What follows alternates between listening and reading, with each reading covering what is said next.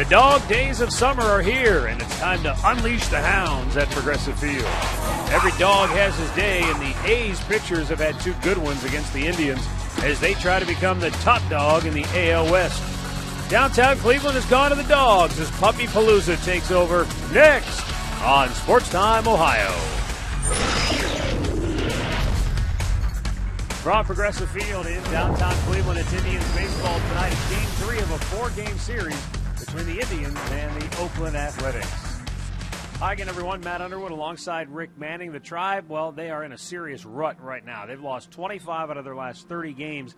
And, Rick, in that 30-game stretch, they're averaging 3 runs per game. Well, one of the things you have to do when you go in there, it's easy to say you've relaxed. They have to try and enjoy themselves and do the little things they have to do. 3 runs or less in the last 9 games and, 11 total runs. You can look at the numbers. There's nothing good to look at.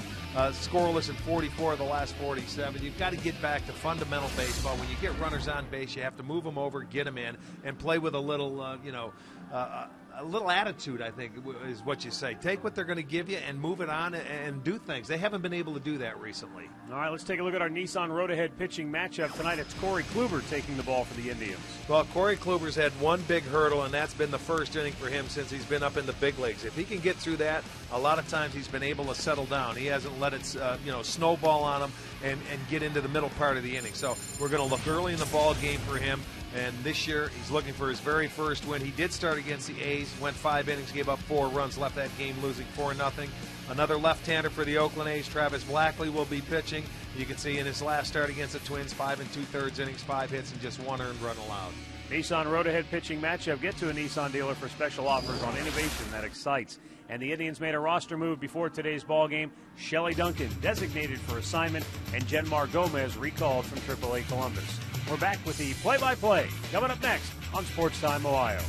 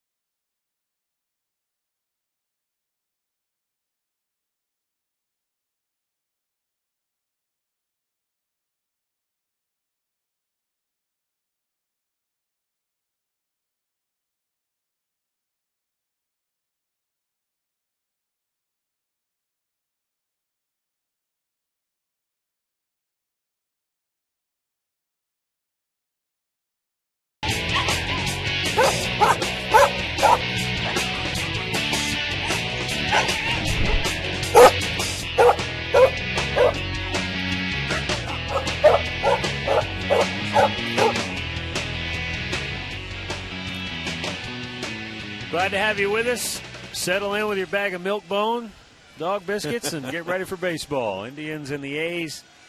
Oakland with a 4-game win streak. They come in tied with Baltimore for the top spot in the wild card standings. And they are 5.5 back of front-running Texas in the AL West. The Indians have lost 3 straight and 25 of their last 30 as Corey Kluber will take the hill looking for his first major league win here tonight. Let's take a look at Bob Melvin's starting 9 for the Oakland A's, brought to you by Kia. Coco Crisp back in the starting lineup tonight for Oakland, leading off. Then Stephen Drew, followed by Jonas Cespedes. Seth Smith hitting cleanup. And Chris Carter. has really swung the bat well against the Indians this year, 4 for 9 in this series. Josh Reddick hit 6th. Josh Donaldson batting 7th. Derek Norris 8th, and Cliff Pennington 9th.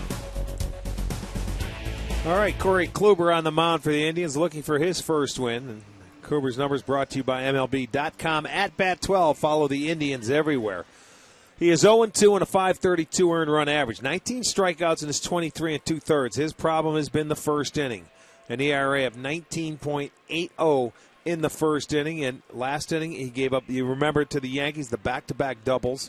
It was to Jeter and Swisher, but then he settled in. For whatever reason, he's got to get by that first inning, and we'll see if he has any problems tonight. Let's set the defense behind him this evening. It looks like this. Carrera's in left, Brantley in center, Chewis in right, Lillibridge at third, Cabrera at short, Donald at second, Laporta at first, and Santana behind the plate. And the crew chief, Gary Darling, will call the balls and strikes here tonight. Then Paul Emmels at first, Scott Berry at second, Jerry Meals down at third. Kluber has made a start against the A's. A couple of starts ago when we were out in Oakland, he went 5 innings, gave up 4 hits and 4 runs. He did walk 3 in that ball game, struck out 2. He left trailing 4-0.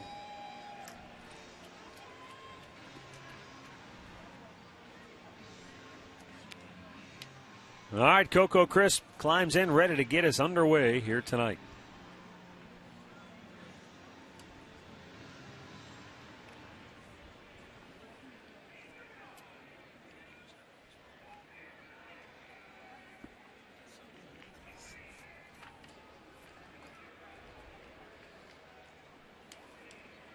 And a first pitch fastball in for strike one.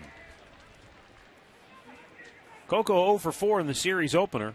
That included hitting into a double play.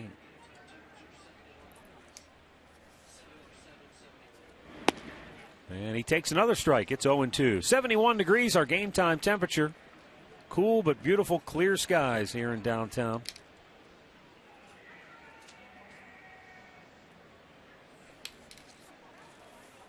And now the 0-2. Breaking ball and a beautiful one in for strike 3 called. And Kluber rings up Crisp to start the game. The Indians had 16 strikeouts in last night's ball game. And they start right out of the chute. McAllister struck out the side, and there's the backdoor breaking ball. Excellent pitch. Strikeout number 1.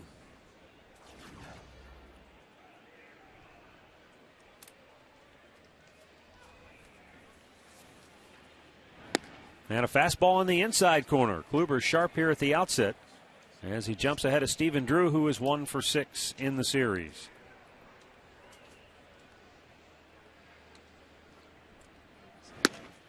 That fastball up and away.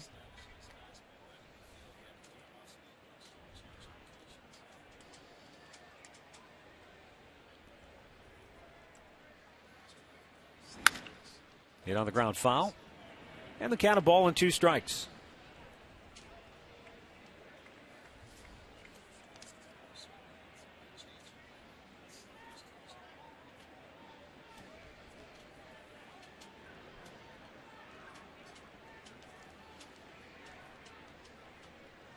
Now the 1-2. And a liner to short, caught by Cabrera. 2 down.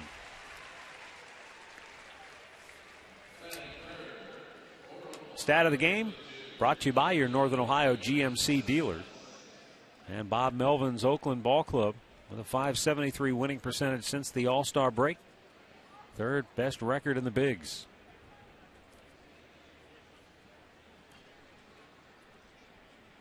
Oh, that's since 2000. Sorry, misread that.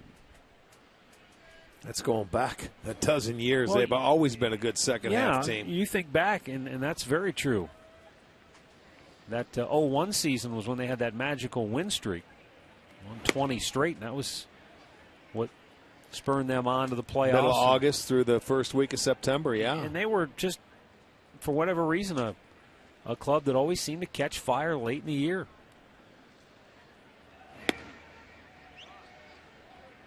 Two balls, no strikes to count for Yoenis Cespedes.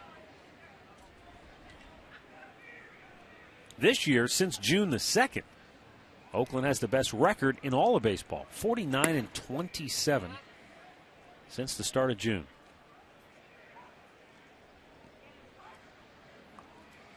And this Oakland club, certainly no one expected this when you look back at the start of the season.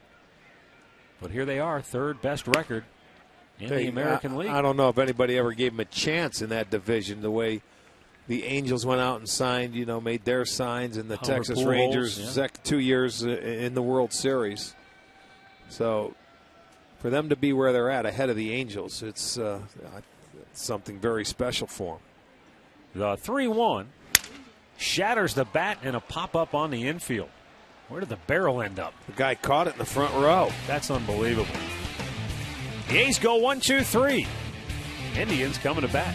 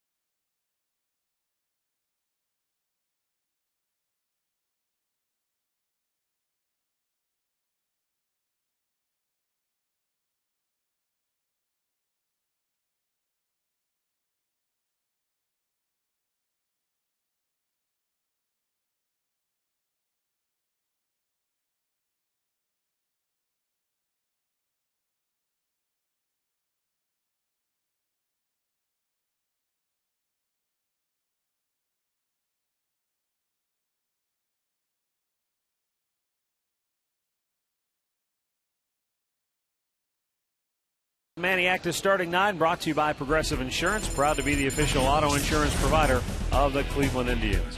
Jason Kipnis will lead off. He'll DH tonight. And Asdrubal Cabrera followed by Shin-Soo Choo. Carlos Santana heating up offensively, batting cleanup. Then Michael Brantley followed by Brent Lillibridge. And Matt Laporta, Jason Donald, and Ezekiel Carrera. Travis Blackley, the starter for the A's, was acquired from the San Francisco Giants May 15th off the waiver wire, making his 12th start, his 19th appearance for the A's. 4-3 at 3.52 ERA, 84 and a third innings, 56 punch-outs, and 20 walks. And another left-hander that the A's are going to fire at the Indians.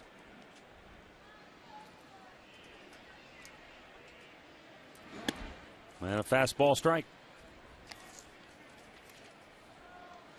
Kipnis 1 for 7 in the series.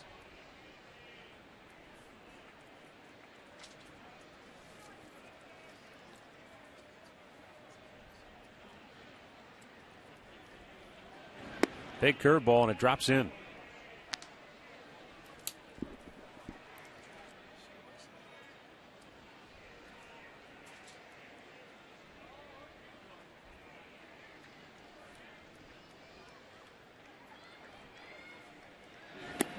And Kipnis chased it and strikes out to start the game.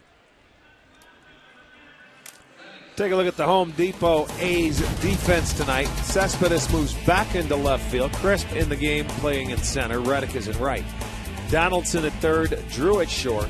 Pennington is at second. Carter at first, with Norris behind the plate.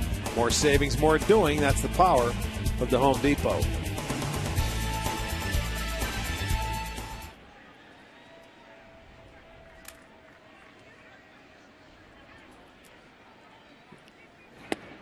Asdrubal Cabrera checks on a ball down low. 1 for 4 with a double. Got the first game of the series off, back in there last night.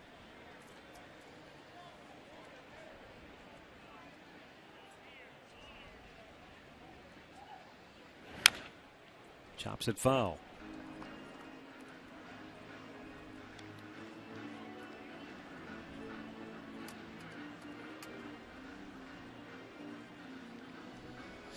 We've got the floating DH now. Last night Cabrera was the DH, and tonight Kipnis is. Some of the guys that have been playing, and Santana's DH'd in a game here. A little bit high. Well, the Indians designating Shelley Duncan for assignment, essentially cutting ties with him.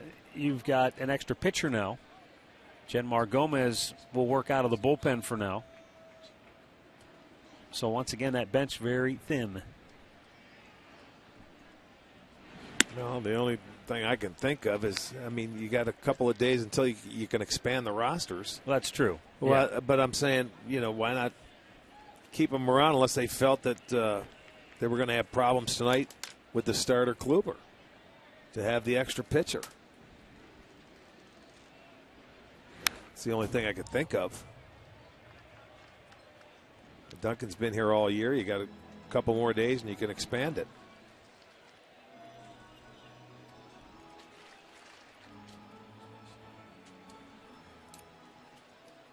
Some of the scenarios that this team has encountered this year, I don't know how you plan for some of those things. The payoff pitch and a slow curve got him looking. Cabrera doesn't like the call. Be careful. Oh, he is all up in Gary Darling's face, and now he's been ejected from the game. So Cabrera rung up on a called third strike, and one finger point to his face got him ejected. Well, that's right. You don't point. You don't raise your finger. If you got your say it. And now frustration setting in. So now you're out of the ball game. He was at shortstop, so you're going to have to plug somebody else in. Donald will probably go into the ball game. He's at second, so Lillibridge, we'll see. Let's see if the ball is down. It's a curveball. It did look down. It did. He may have a legitimate beef, but there's ways of going about that where you're more important to your team in the ball game, not out of it. And that right there, when he raised the finger. You'll probably get Jack Hanahan coming to third, and Lillibridge will slide over to short now, but we'll get to that in a moment. Chu bounces out. Indians go 1-2-3. And we're scoreless after one.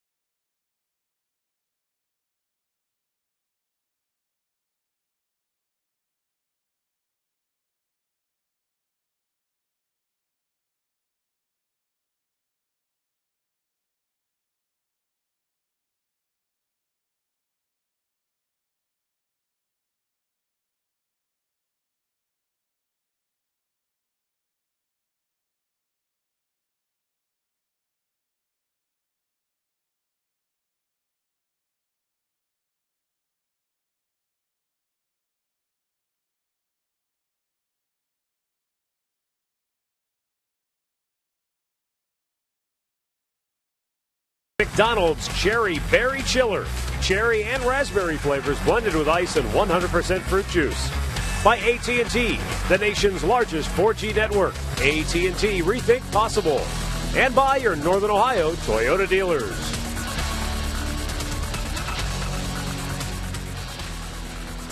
All right, as we go now to the second inning, Jack Hanahan just now getting onto the field. Obviously, it was going to be a night off for him. So he had to run into the clubhouse, make sure he had his stuff ready to go. And Brent Lillibridge goes from third base sliding over to shortstop after Cabrera was ejected from the game in the bottom of the first inning.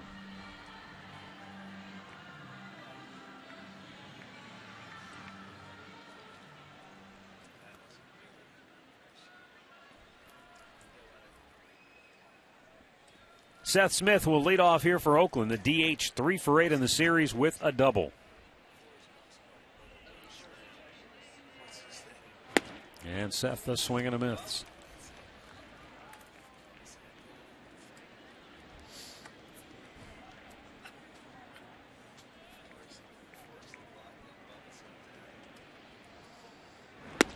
In for a strike. And the count quickly 0-2. So Kluber looks very good here at the outset. Getting ahead of the hitters, and he's mixing his pitches too. He's not just living with the fastball. Well, that's a good thing. We've seen him at times where, you know, he tried to power his way through early in the ball game, and he had to throw a lot of pitches. Yeah. Even in that last start with the Yankees. But I mean, you go out, you learn. You make a start, and you try and learn from everyone you go out there with, and hopefully he's doing that. And he strikes out Seth Smith. Second strikeout for Kluber. One down here in inning number 2.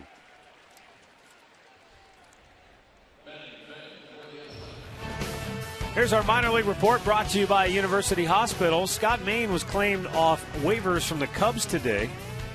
And he was sent to AAA Columbus, left-handed pitcher. Mostly pitching out of the bullpen.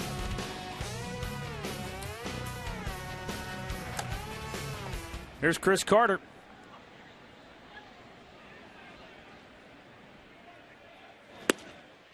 Swing and a miss. Carter's a guy who historically has been a slow starter, and the A's feel that he got off to a good start this year, and that's just helped the confidence. And boy, how many times you see that with a young player? You know, you get off to an 0 for 15, 0 for 20, 0 for 30. And all of a sudden, you know, you just can't seem to climb out of it. You press more and more. You get off to a good start, and then you're able to ride that wave, and that's what he's done. He's had opportunities before given chances where he did start like that, and I'll tell you, it is tough to come back from. Lillibridge calling for it, and the shortstop has it, 2 down.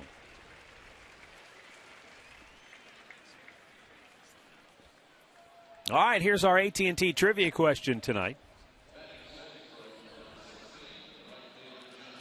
Among the players with 3,000 or more career at-bats, who has the fewest home runs? We'll have the answer to that one coming up later in the game. Might even have some video proof.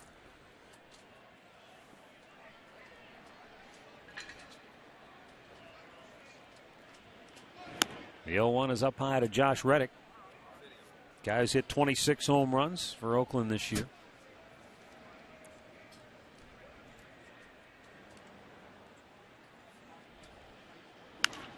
Back out of play.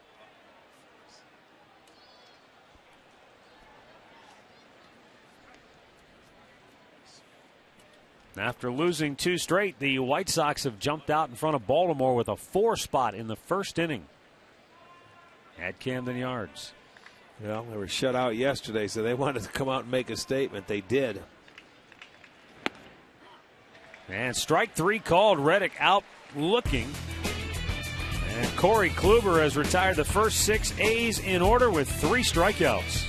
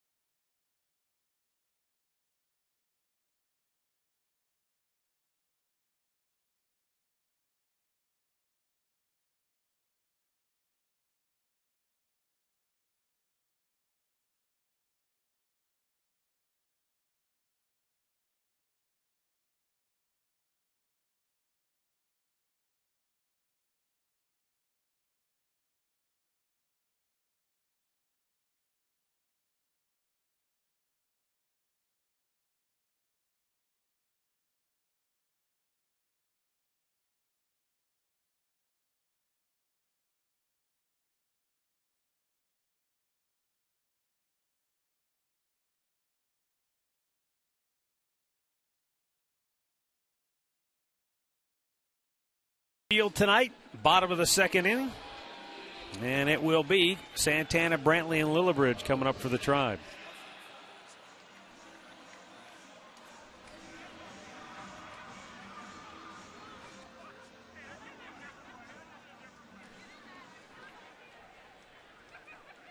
Santana 2 for 6 in the series.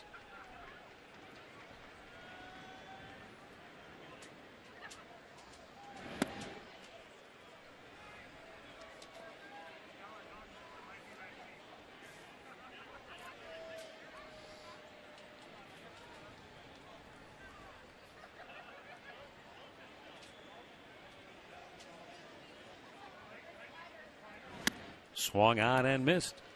1-1 the count.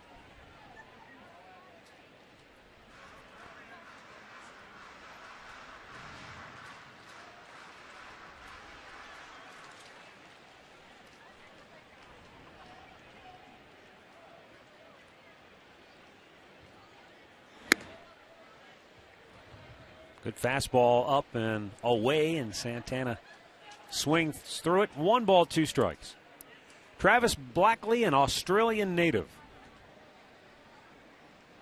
Kind of came to baseball a little bit later than most kids. He grew up playing cricket. Yeah. And the 1-2. Hit on the ground between third and short. Diving stop by Drew, but no play from the outfield grass. And Santana has a base hit for the Tribe. Well, a nice catch and a nice play. And then Drew realized he's not going to have the time or get enough on the throw. So, he just wisely holds up. Once the ball gets past Donaldson at third, it's a nice stop. Comes up and looks, but says, no, I don't think so.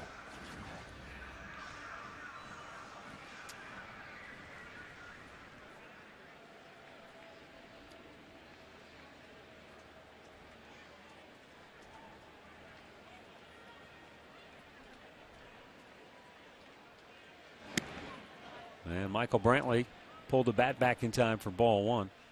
Travis Blackley is one of those guys, and the way he was found by the Mariners is reminiscent of the Kenny Rogers story. Remember, he was an outfielder, and a scout was there looking at another player and just saw Rogers throwing in the outfield and said, man, who's this kid? And one thing led to another, and Kenny Rogers, obviously, his career took off and became a great pitcher in the big leagues. Blackley pitching for Australia. As that ball's lifted to center field. The Mariners were at the World Junior Championship scouting Shin-Soo Choo. And they were watching him and saw Travis Blackley and said, now, who's this kid? Yeah. Left-handed pitcher, obviously, that's something that's always in demand in Major League Baseball. So they ended up getting both Choo and Blackley. But they found him because they were looking at Choo. And looking at Choo, and Choo was a pitcher back then. That's he thought right. he was, he was a left-handed pitcher, speaking of Choo. Hard thrower. He went to his first spring training, and they said, he thought he was going to go into the line with the pitchers. They said, no, we want you with the outfielders. It's worked out okay for him. And for Blackley as well, although Blackley's road has had a few more twists and turns than Choo's. Blackley had shoulder problems, had surgery. He's bounced around a number of different organizations. He pitched in Korea. And he went 8 years between big league wins. Yeah, think about that. That's 8 years. That's a long time. The only career appearance against the Indians came back in July when he was with Seattle in 2004. He allowed a run in the first inning and then surrendered 6 in the third. That's back when the Indians used to go to Seattle and do some thumping and score a lot of runs. That ball game was a blowout or a rout for the Indians. Ended up 18-6 ball game. Is that big game Victor Martinez had? Yes, it was. Well, I think they might have had 8 home runs in that game. In that ballpark that's tough to hit in. It wasn't for the Indians for a while, was it? They made it look small that night. They made it look small a few times up there.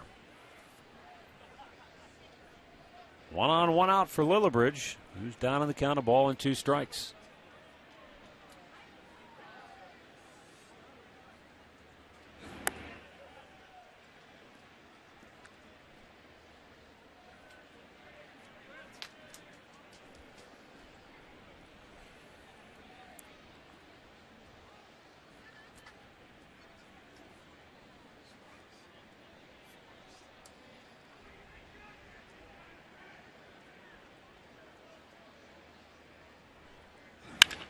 hit to right field.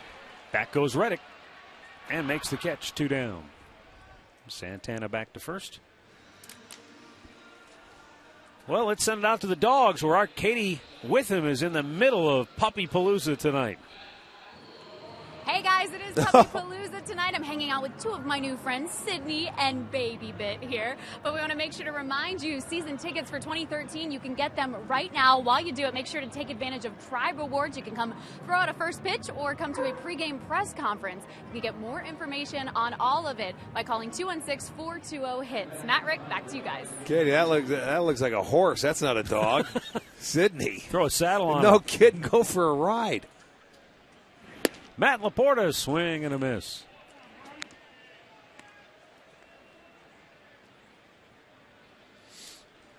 I really think sometimes that Laporta, he goes up there and with the intention he's going to get a fastball first pitch every time and swing at it. They started him off the last game he played, curveball. He swung at it first pitch. He come out with a changeup, and he went after the first pitch. Laporta, 19 homers, 19 doubles at AAA Columbus this year. And a .264 batting average.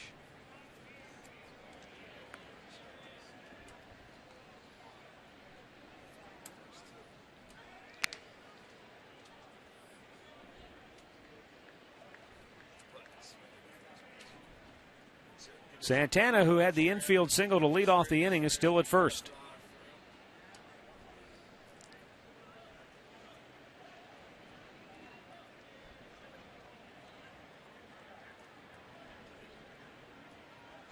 Up and away with a fastball, 2-1. League leaders brought to you by your Cleveland Akron area Lexus dealers. The A's have pitched 13 shutouts now on the year, 2 behind the Angels. And 3 of those coming against the Indians. And the Indians were one of the last teams to be shut out this year. But they've been shut out a bunch lately. Laporta swing and a miss, and the count evens at 2-2. Tribe has been blanked 6 times since the All-Star break, 8 times on the year. Their first shutout didn't come until St. Louis, when that was game, I believe, 57.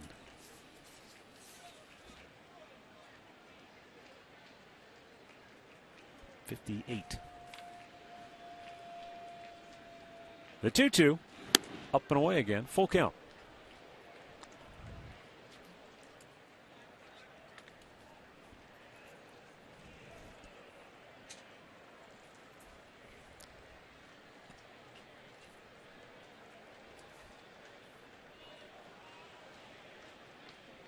Lonnie Chisenhall is trying to make his way back from the disabled list after suffering that fractured forearm.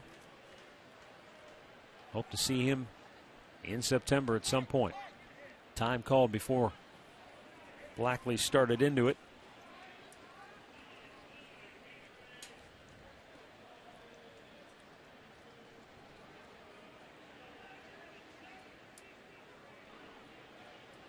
Now the left-hander's payoff pitch. Santana will take off at first, and he's going to draw a throw. Why? I have no idea. He's only 2 feet off the base. 2 outs. He's got to go. And he ranks second in the American League with 7 pickoffs. So. Well, he does have a great move. Yeah. Well, that's why they figure I'll try and get an easy out without having to throw a pitch. But the object here, you must make him go to home plate. High pop, foul out of play.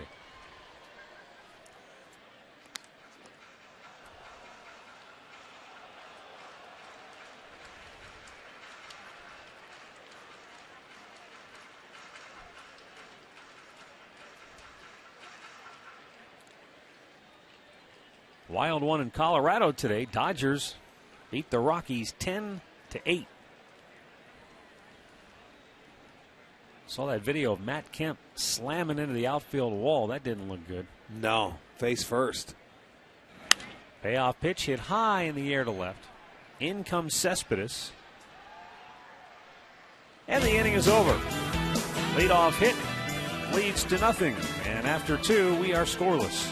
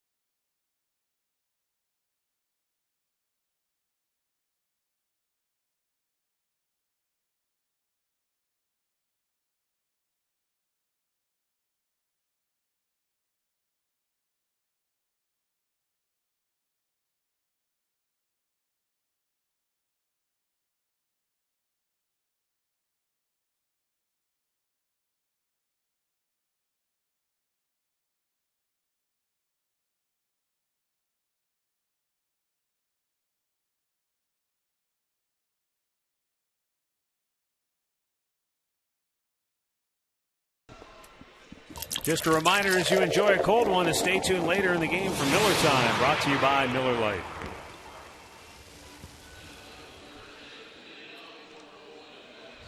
Third inning, bottom third of the Oakland order coming up. Josh Donaldson, Derek Norris, and Cliff Pennington. I want to see if anybody goes and gets a dollar dog to give to their dog, because it's also dollar dog night. Do you think people are going to give their dogs dogs? Yeah. Why not? I don't think that's good for them. Have you had a dog before? Do you want to clean up after They them? eat anything. Dollar dogs. Dollar.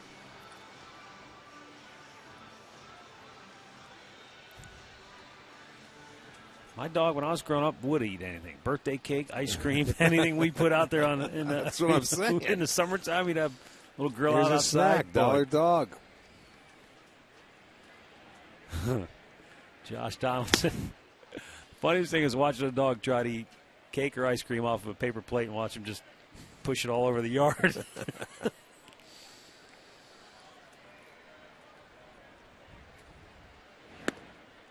In for a strike to Donaldson. 1-1 to count. Donaldson 1 for 8 in the series.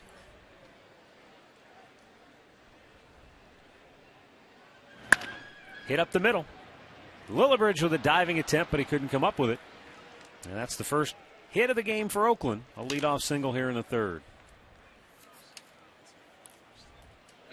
Injury report tonight brought to you by Elk & Elk, serious lawyers for serious injuries. Call 1-800-ELK-OHIO.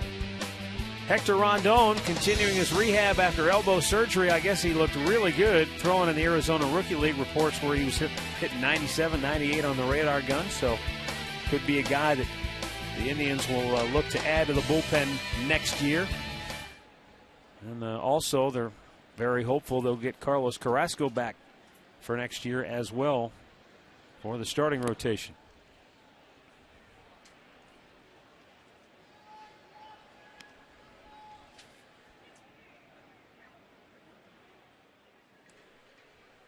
Let's go downstairs and check in with Katie Witham. She's got more on Lonnie Chisenhall, who's making his way back from the DL soon. Yeah, he is, Matt Ricka. In fact, he was taking early BP before the guys got onto the field today. I also saw him taking some ground balls from infield coach Steve Smith. He even barehand a couple and threw them over to first base.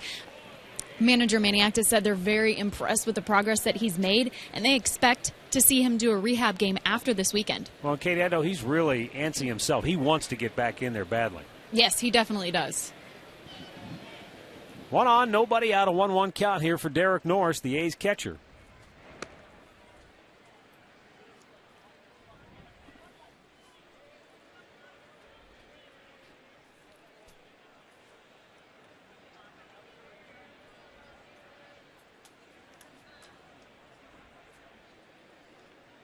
Norris 0 for 7 in the series.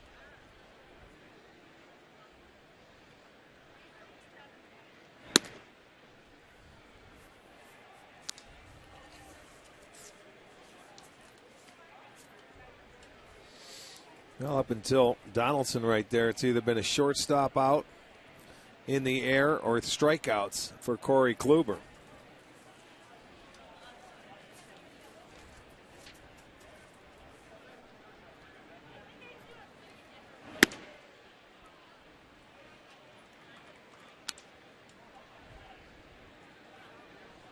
Three balls and a strike now for Norris, with Cliff Pennington waiting on deck.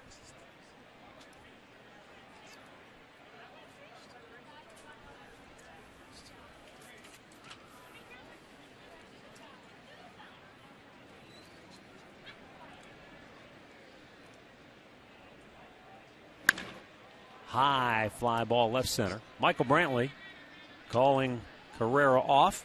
Makes the grab. One away. Well, come on down to Progressive Field on September 15th. The Detroit Tigers will be in town, and you can enjoy Dollar Dogs Night again. Detroit Tigers, September 15th, courtesy of Sugardale. Go to Indians.com and get your seats. 1 on, 1 out for Cliff Pennington.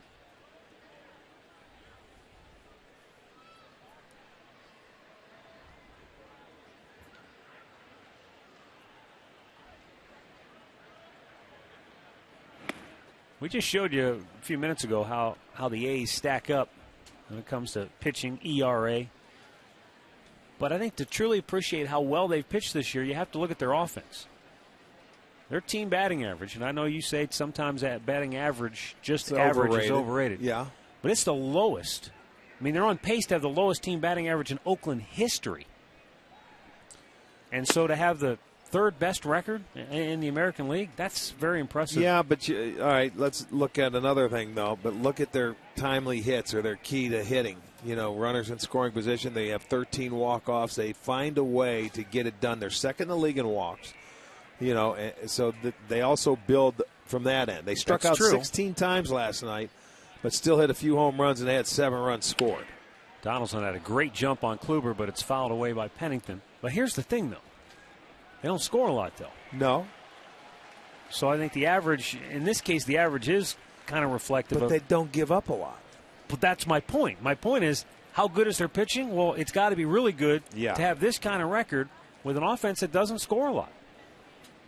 They've scored 520 runs, and they've given up 473. So they're on the plus of 45 runs. And the Indians? Let's not go there. The 1-2 pitch is just a little bit low, 2-2. Well, they're catching the Indians now as far as runs scored because the Indians are only 1 ahead of them now. They have 521. But they've given up 664. So Oakland's given up almost 200 less. Wow. High pop. Slicing into foul territory. Carrera on the move. He makes the catch right in front of the tarp for out number 2.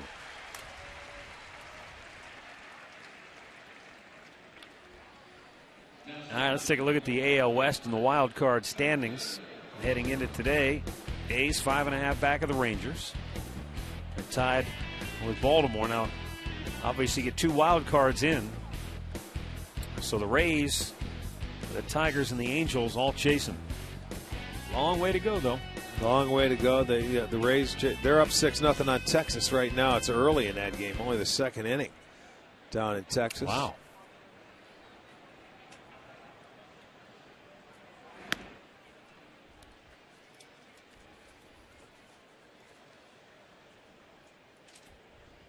It's Harrison for the Rangers that's getting beat up.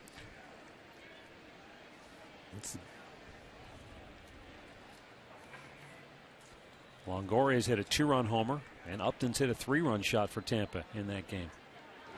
Crisp with a line drive, base hit. Just floated over the head of Donald. And Donaldson on his way to third will stop there. A's at the corners with 2 down.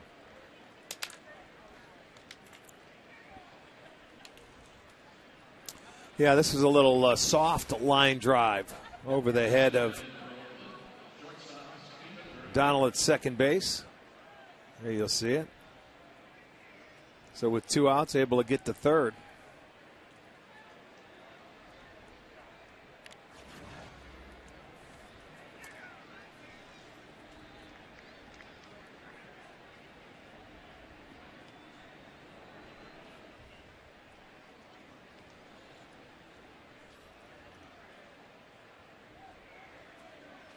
Runner at first, Coco Crisp took off, but then put the brakes on. And now he calls time. He's got to have a meeting with himself. Well, sometimes if you're a base stealer and you take off and you feel like you slipped or you didn't get a good jump, you will put the brakes. Let's see if he slipped. Didn't look like it. But maybe for him, he felt he didn't get a good enough jump to continue to go through. And it looked like that the Indians were going to throw through with Norris over at third base, and even though there's 2 outs. Drew hit it right on the nose his first time up, but he lined out to the shortstop, Lillibridge. Coco, a good base stealer, always has a good percentage. He's stolen 28 of his 32 bases this year.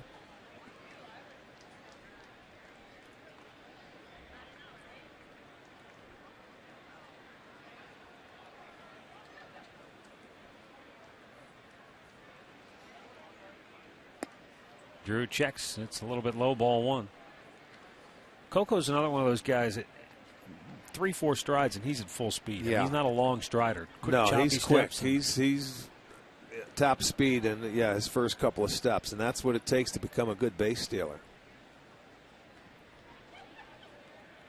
He's itching to go.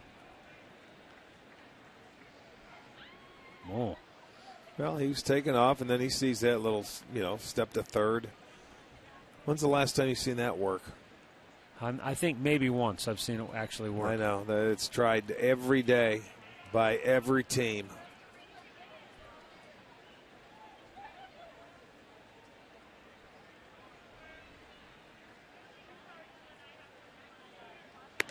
Way outside, 2 balls and a strike.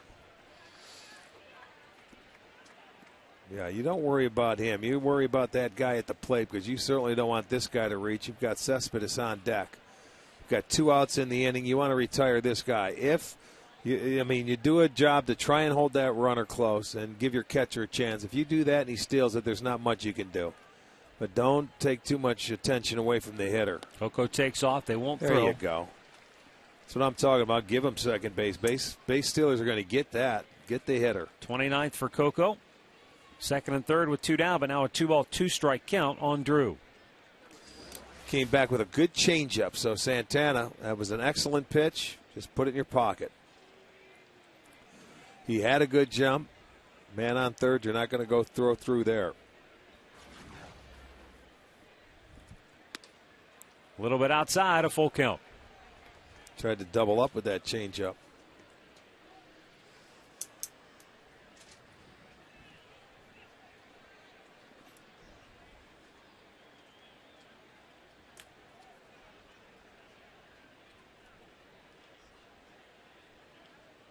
The payoff pitch.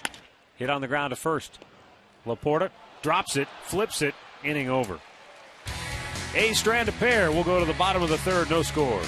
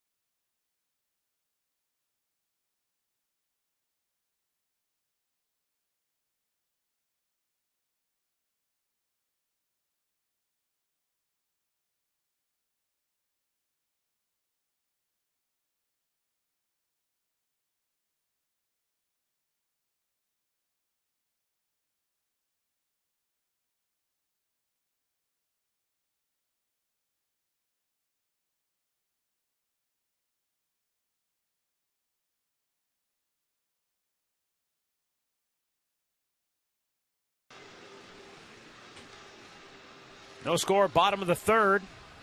Navy week all week long here in Cleveland. We had Admiral Whitefeld here in the booth the other night. Great to meet him. What a classy individual. Jason Donald will lead off the home half of the third for the Tribe. 0 for 8 in the series. Left-hander Travis Blackley delivers, and Donald drives it up the alley. Coco Crisp on the run, looking up. It is gone! Jason Donald driving one out of here for his second home run of the year. And the Indians jump out on top 1-0. I don't know about you, but it almost looked like that ball hit a second gear. Well, he ran into a fastball, stayed on it, and drove it into right center field. That was really a pretty swing. He's going to get it down enough and out over the plate, and Jason just stayed on it nicely, and that ball had some carry to it to right center field. His second home run, and that ends the string. They get on the board on a solo homer from Jason Donald. After 24 innings of being held without a run, Jason Donald gets the Tribe on the board with one swing of the bat. And now Carrera wraps one up the middle. And Coco can't get that one. He's in the chase mode. Carrera rounding second, on his way to third, and he'll go in with a triple. And a nice job by Donaldson to keep that ball from skipping up into the crowd. Ezekiel Carrera with a pretty swing. And Coco couldn't cut it off. Well, he comes back with another fastball. So the Indians hitters picking on two fastballs from Blackley. That thing took a funny bounce off the screen. And then Carrera just had his head down. Right there, he knew he was going. He was going to third no matter what it took. And why not? Good hustle. Gets himself to third base. So the home run and the triple start this third inning off.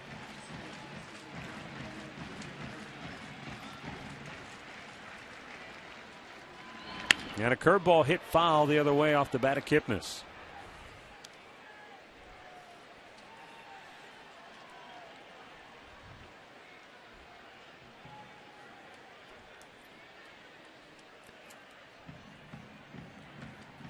Jason struck out his first time up. Cut it in on him.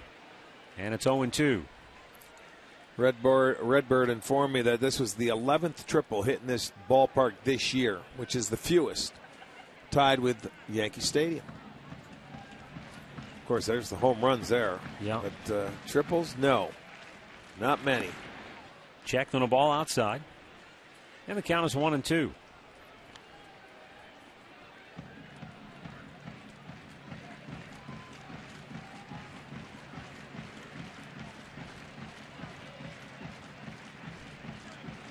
Manny active, hoping to see Jason Kipnis get Carrera home from third right here.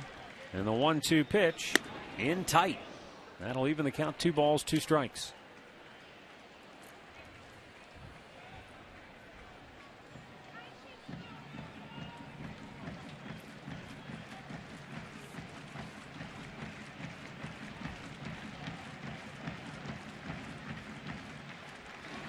And a ground ball up the middle. Pennington backhands it, throws to first. In time to get him.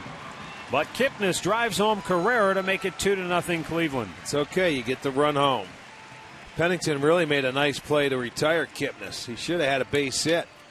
That's the shortstop in him right there. Yes, Pennington exactly normally right. a shortstop and a normal second baseman. You know, they don't have the arm. But Pennington, watch, he knows he's got to get rid of it quickly. He knows that Kipnis is running.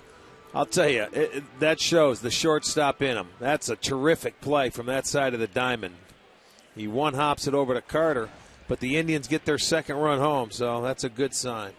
Now Jack Hanahan's first at bat of the game. He came on after Asdrubal Cabrera was ejected for arguing called third strike in the first inning.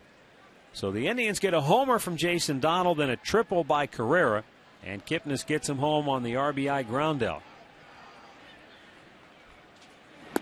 For what it's worth, before the game, Manny Acta decided to change things up.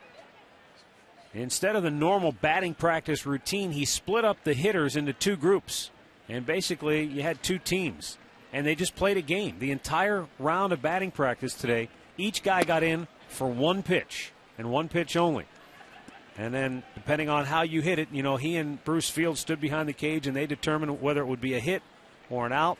And any ball that was hit into the cage, any ball was foul, was an automatic out, and you had to get out of the cage. So I guess, Rick, it puts the onus on the hitter. Just, concentrate on that one pitch. Try to do some damage with that one pitch. And then they kept tabs of where the runners were, so it was a situational type thing as well. Whether that kind of thing works or not, who knows. But obviously, when you get to a situation where these guys are at, you'll try anything to try to shake it loose, to change it up. And another thing, it's try to have a little fun with it. Yeah. Lighten up. And they were having fun down there. Yeah. The atmosphere, man. Try to enjoy it, but also get something out of it.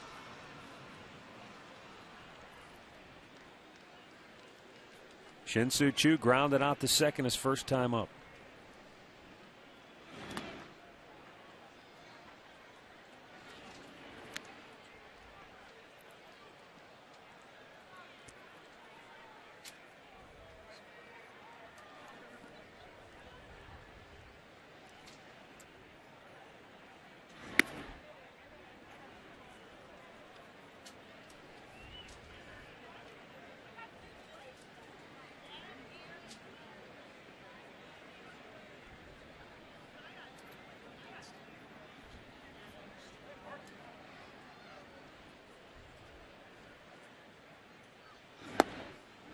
For the record, Donald and Carrera, the two guys who jump-started this inning, were on the losing end of that batting practice game today. They had to go shag the balls when it was done. They sent those guys all out.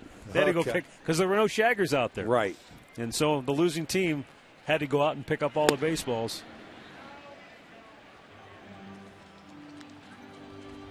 But boy, that was a big bolt by Jason Donald, and then Carrera followed with a hard hit ball, and that leads to two quick runs here in the third inning. Well, you had three straight guys swinging at the first pitch, and they got fastballs. That's what you're looking for. Donald got a fastball away, bingo. Carrera got a fastball he liked, bingo. That'll make him change his pattern, throw more breaking balls, more change-ups early in the count. Hopefully you miss with him, you get behind, and then you start getting in hitters' counts, but be ready to go on that first pitch fastball. Don't give him anything. Choo takes a walk with two down to keep the inning alive. And let's go back to the Hyundai Studios for an in-game update with Al Pawlowski. Hey, Matt, Rick, let's go to Baltimore. White Sox taking on the Orioles. Joe Saunders making his O's debut. Didn't start well. Chicago with 4 runs in the first, including this Alex Rios RBI double.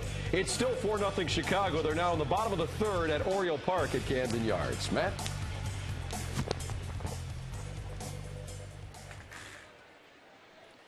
All right, thanks, Al. Here's Carlos Santana. Had the Indians' first hit of the night, an infield single in the second. Choo draws a throw. 15 steals on the year for Choo.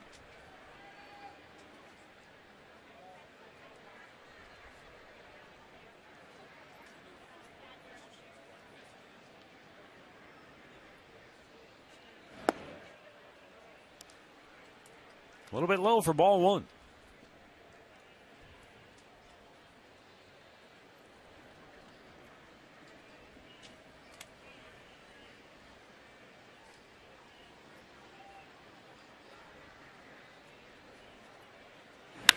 There's a high fly ball to deep center, but back is Coco Crisp, and he'll make the catch to end the inning.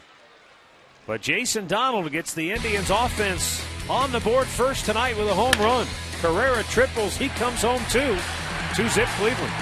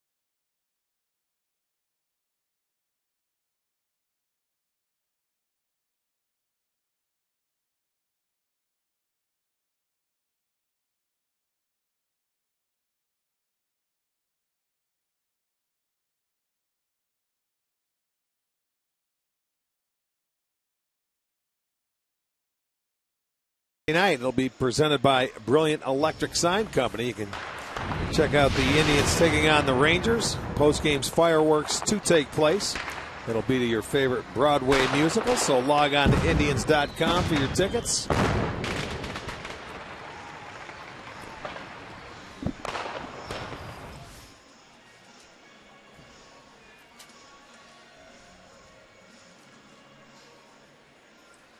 Two 2-0 Indians, fourth inning. For Oakland, Jonas Cespedes, Seth Smith, and Chris Carter all due up.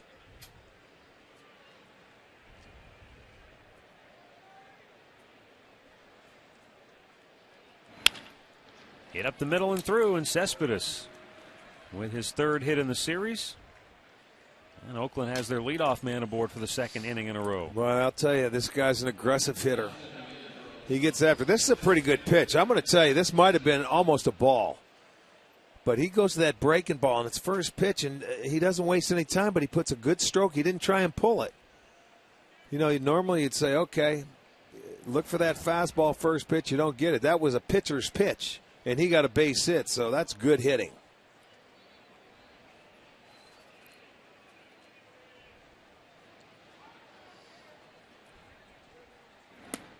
Down and in, he misses for ball one.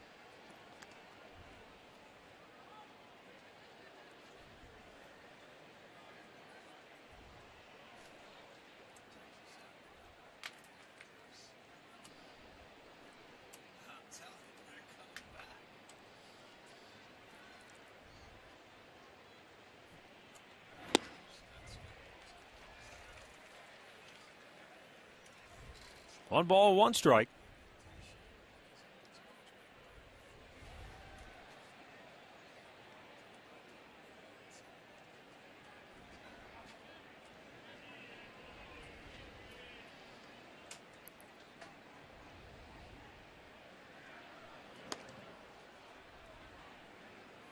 Cespedes with a dozen stolen bases.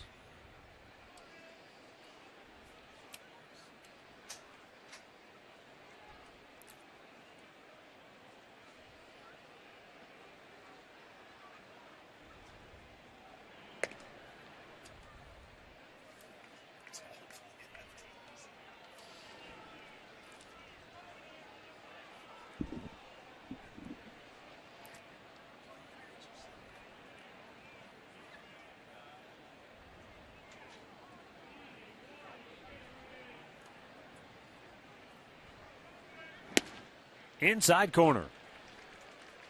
And he gets ahead 1-2.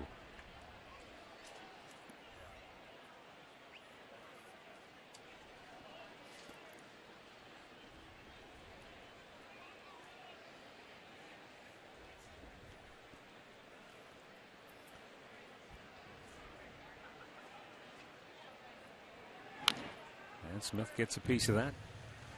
Just barely. But that's what you do as a hitter. You try and foul off the tough pitches that you see, which he did, and hope you get a better one the next one. That was a feeble swing, but he stayed alive.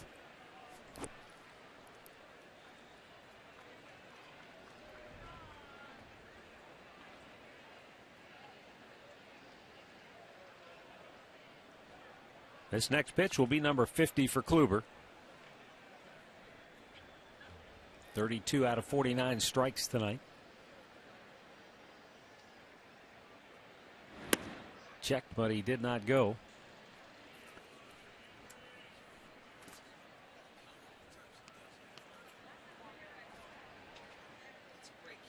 Indians have the three-man shift on the right side for Seth Smith.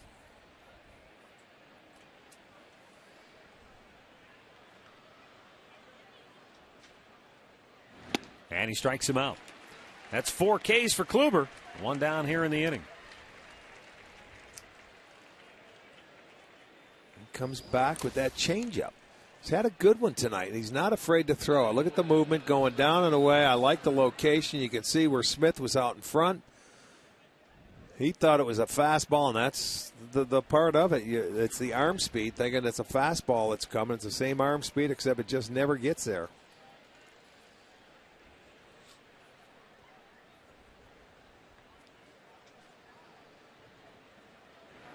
And Chris Carter takes outside ball one.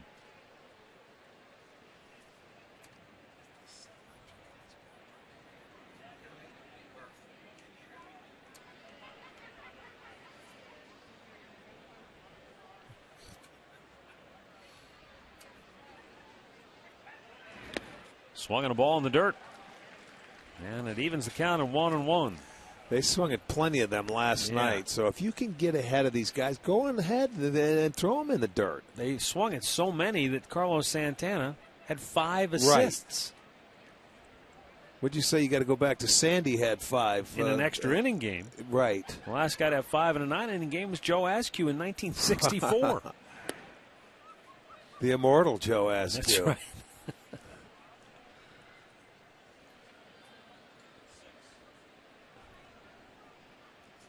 I think he's purposely ducking us. Every time we go to Kansas City, I'll see you guys when you come to Kansas City. And I'm done with him. He goes MIA on us. Rick Manning, never heard of him. It's been that way this year, hasn't it? Who? The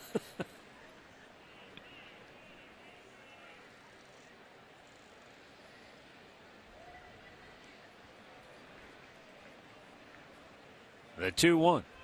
Carter hits it to third, and it's fair. Somehow he kept that ball fair right inside the bag. Carrera digs it out, and getting the stop sign at third is Cespedes. Yeah, you watch him pull his hands in there. It was on a pitch inside. That's another pretty good job of hitting. He likes the ball out over the plate for a big man, but you're going to see him pull his hands in, and he didn't really put a big swing on it for a big guy. Watch how tight. He gets those hands in and just gets the bat through the hitting area. Look at that. Yeah. That ball got in on him, but he kept it fair. He didn't hook it foul, and he didn't try and overswing on it, and it's right over the bag. So, you know, if that big man can get you out of there with that pitch, he's going to be dangerous. And, I mean, that stayed straight. Most hitters, when they hit that pitch, they get the bat head out front to hit it hard, and they hook it. He didn't hook it. He kept it fair. Hard to do. He hit that pretty straight. I mean, it was right down the line. Couple of hops. Okay. Now Josh Reddick with 1 out, 2nd and 3rd. Out on strikes his first time up. Good test for Kluber here. Bounced it in. Good block by Santana. And I will tell you one thing. Zach McAllister did a number on him last night. He was able to throw the high fastballs by Reddick. Of course, I think Zach's one of the few pitchers on this staff that has a good 4-seamer up above the belt that can get it by you. But he couldn't catch up with it last night.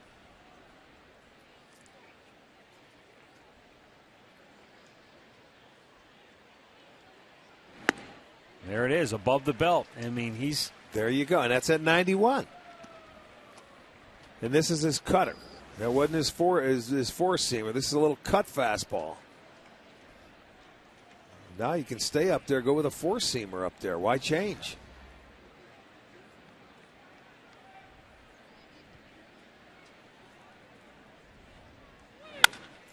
Foul ball. You know, sometimes you get too smart for yourself. You want to trick a guy, and now you want to go down in the strike zone after you throw one by him upstairs. And what's it do? He hit the home run on a breaking ball the other night off Hernandez. If you remember, it was a breaking ball, and it was down. Elevate. Stay up. You've been throwing it by him all series. At least the series I've been watching.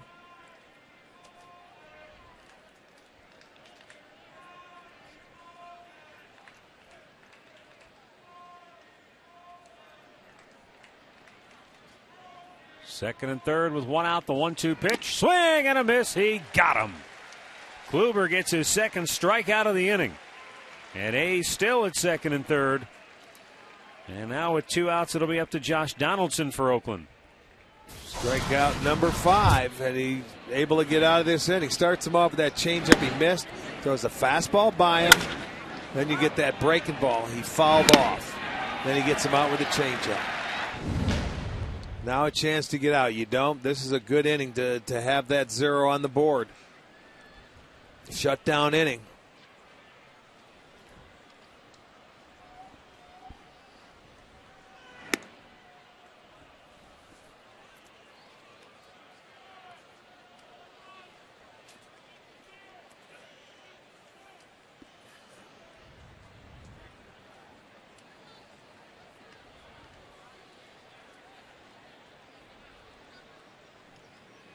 Swing and a miss. Donaldson. A wicked hack. It's 1-1.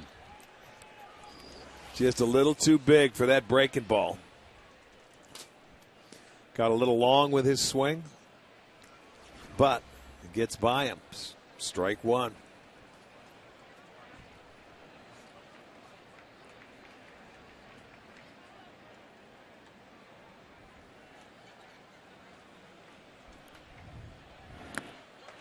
Chase one in the dirt. Now expand it.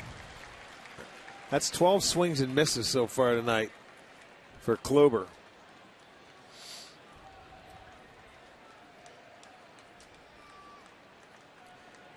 I'd throw another one right there. Down in the dirt. Can't hit it. He's been swinging at it.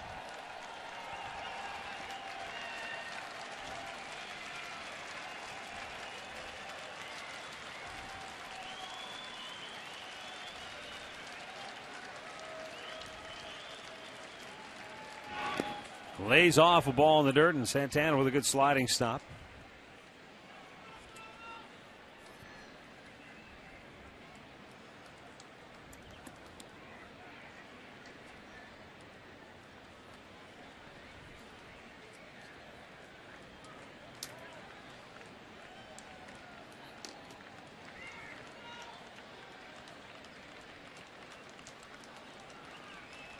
Kluber trying to get out of trouble here. He's one strike away. Now Donaldson asks for time, and Santana's going to go out for a chat.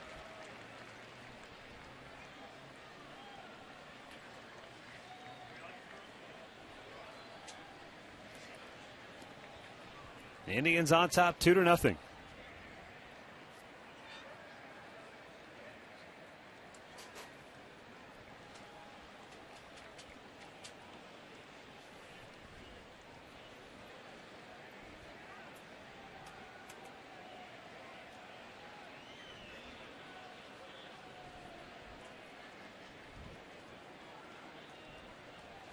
Oakland left 2 on in the third. And they've got 2 in scoring position here in the fourth. With 2 down and a 2-ball, 2-strike count on Josh Donaldson. Way up behind Santana. Good to keep that one from going to the backstop. Well, that conversation that came up, and they wanted to throw the fastball 2-2 probably to get to the breaking ball 3-2. But he almost threw that one to the backstop and gave him a run. Payoff pitch. Hit deep. Left field.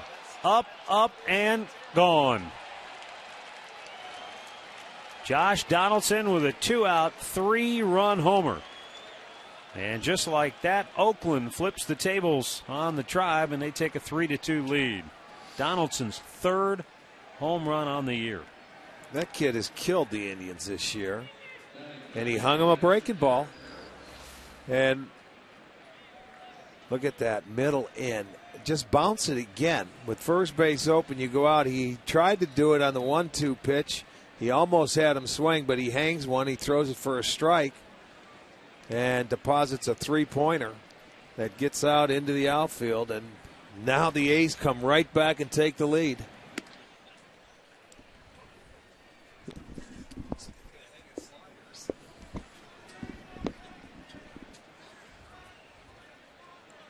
A 1-0 count now for Derek Norris,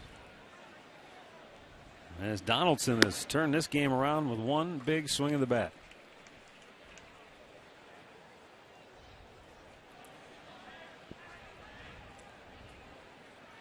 So far, it's a little bit like last night for Oakland. A lot of swings and misses, but they can do some damage. And on the run, Chu can't get it. Just off the end of the glove. Norris around second and quickly puts the brakes on. Big man says these legs can't get to third.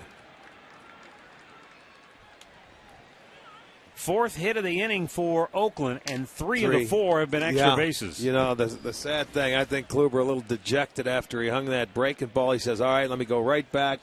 He's tried to start him out with a fastball away. Chu makes a nice effort. It gets by him.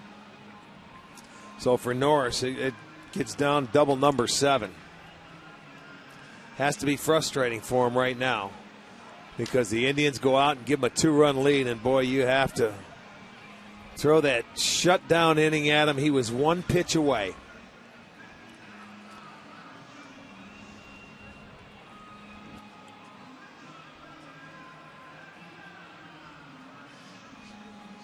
Yeah, that's the crazy thing about what this team has been through. Even when they have a moment where something goes well. Remember back in Oakland, he hit the grand slam, and what happens? The very next inning, they come back and steal your thunder right away. Yeah, they got 3. They came back and took momentum away, but boy, oh boy, the way this team has gone, when they finally do get you the lead as a pitcher, you have to go back out and put a 0 on the board and bring them right back in. And it just didn't work. He had his chance. He made a big strikeout to Josh Reddick, but hung a breaking ball to Donaldson. So get this out, get out of it, and go in and regroup. Pennington fouls it over toward the dugout of Oakland. And the count 0-2. Pennington fouled out to left his first time up.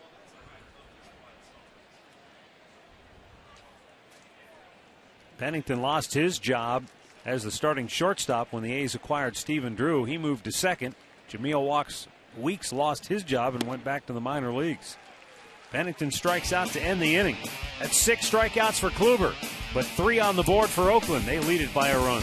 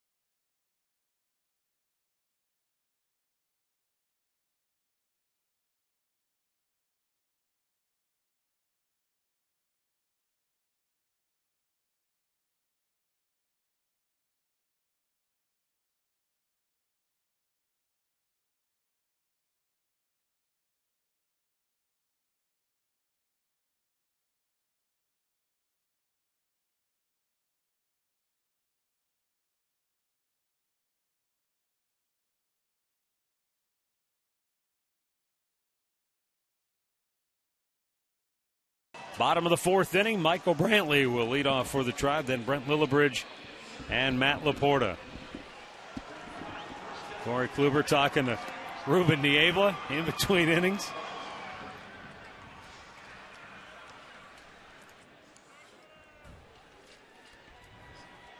Michael Brantley fly to center his first time up.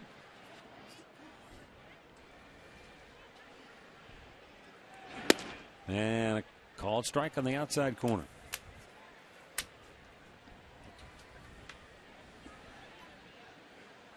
Well, time they have to go back to work. A short-lived lead.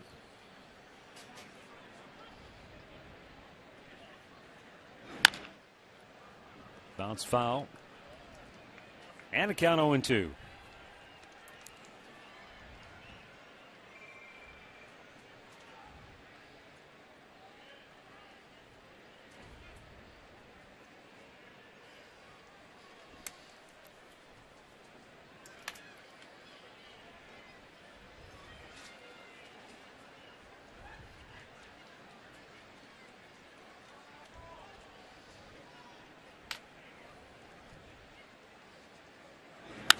Off the end of the bat, right to the second baseman, Pennington.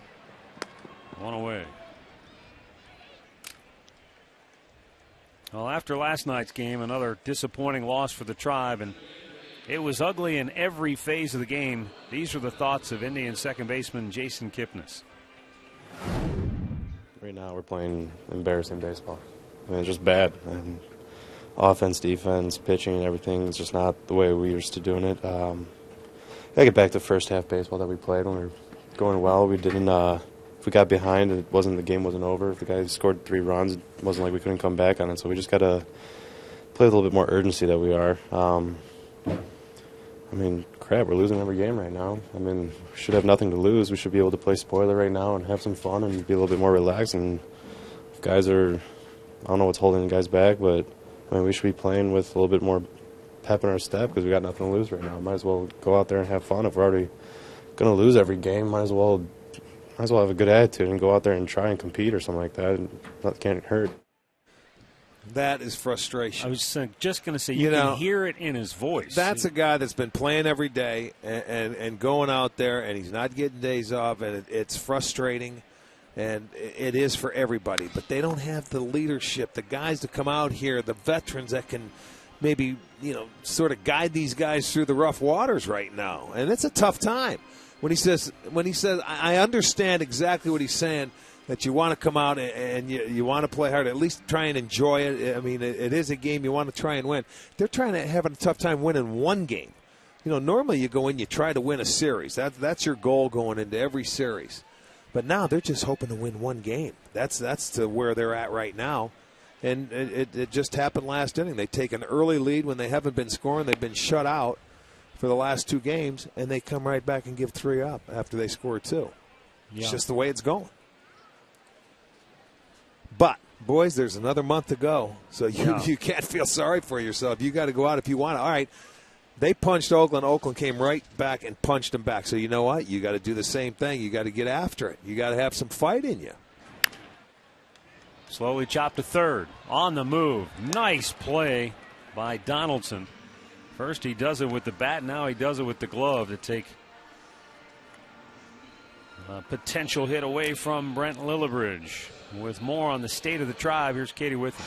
Well, Matt, Rick, I had a chance to speak with Jason Kipnis today after kind of thinking about everything that he said last night, as well as a couple of the other guys in the clubhouse. And you know what? Jason said, I don't regret saying any of that. He said, we've been trying to keep the morale up, but right now we're past the point of cliches. He says it's just time to start being honest. The product they're putting on the field right now is not indicative of the talent in the locker room. They're not trying to please anybody anymore. They just want to go out and win. But I could tell from his teammates in the clubhouse, they were kind of relieved that somebody is finally being honest. Well, everybody go home and look in the mirror. That's what you do. You go home, you look in the mirror, and you're only held accountable for yourself. So go out there and play your game. Who cares what direction you look at? Just be accountable for yourself.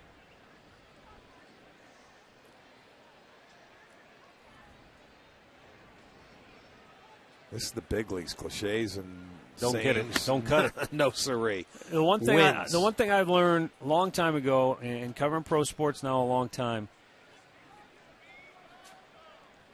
it's easy to be a leader, and it's easy to be out in front of the media when everything's going well and you're winning and everybody loves you. These are the times where you find out who your real guys are, who the people you're going to carry with you into the future.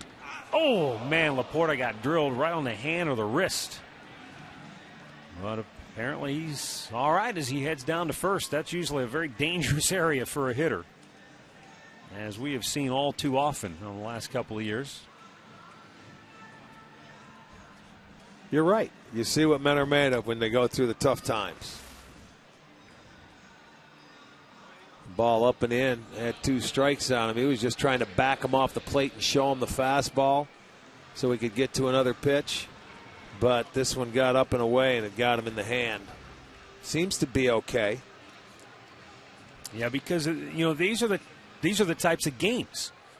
Exactly. And when you talk about evaluating guys and finding out who you want to build around in the future, this is where you find out about who your true players are. The guys who aren't willing to just roll over and say, "Oh, well, we gave it a good effort." we'll take our loss and move on. No, you want to see who the guys are going to fight right to the end and that aren't going to just give away at bats and take the loss and move on, because those are the guys you can't win with. Well, that's why that they stated a little while back that unfortunately you got to look at everything and make decisions. It's tough making decisions in September. Exactly. For next year, we always say it's September in spring training. You don't want to have to make important decisions on anybody. But I'll tell you what, there's some people that can open some eyes and some people that can close some doors. Look, you and I both know it's not about statistics. No. Not from here on out. It has nothing to do. I don't care how many home runs you hit, how many runs you drive in, because you're right. This is not the time the rest of the year to evaluate that. What you're evaluating is with your eyes. What do you see every day? How does this guy come to work every day? Is he putting forth the effort, or is he just mailing it in? Because those guys take a hike. Get lost. We don't need you.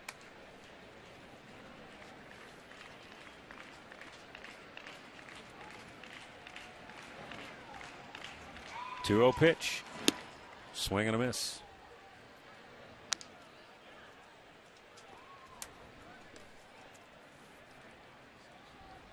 And one thing about Kipnis is he's a guy who plays hard, a lot of grit, a lot of determination, and he stands out there and after the game he'll speak his mind. He doesn't speak in tired cliches. He comes out, he plays hard.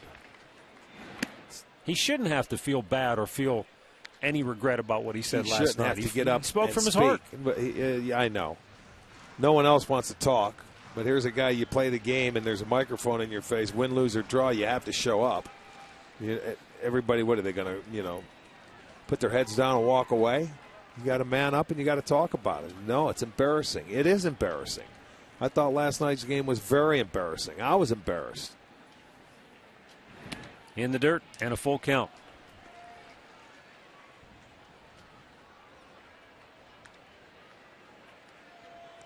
They need a win.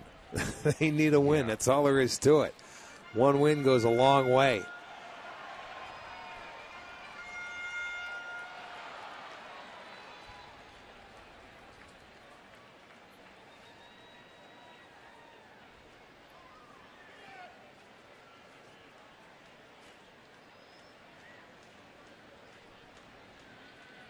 Payoff pitch. Laporta takes off. Donald chops it to third.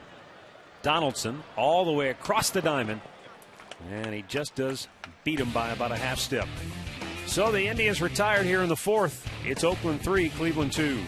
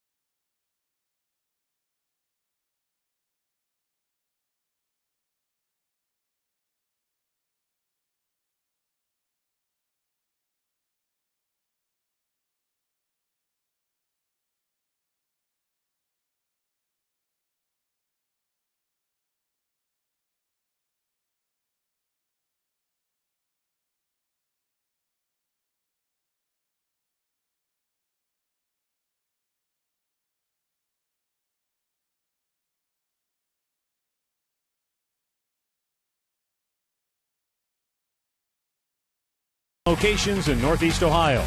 By Levin's, home of the Sealy Posturepedic mattress made right here in Northeast Ohio. By Kia, Cleveland.com. And by First Merit Bank.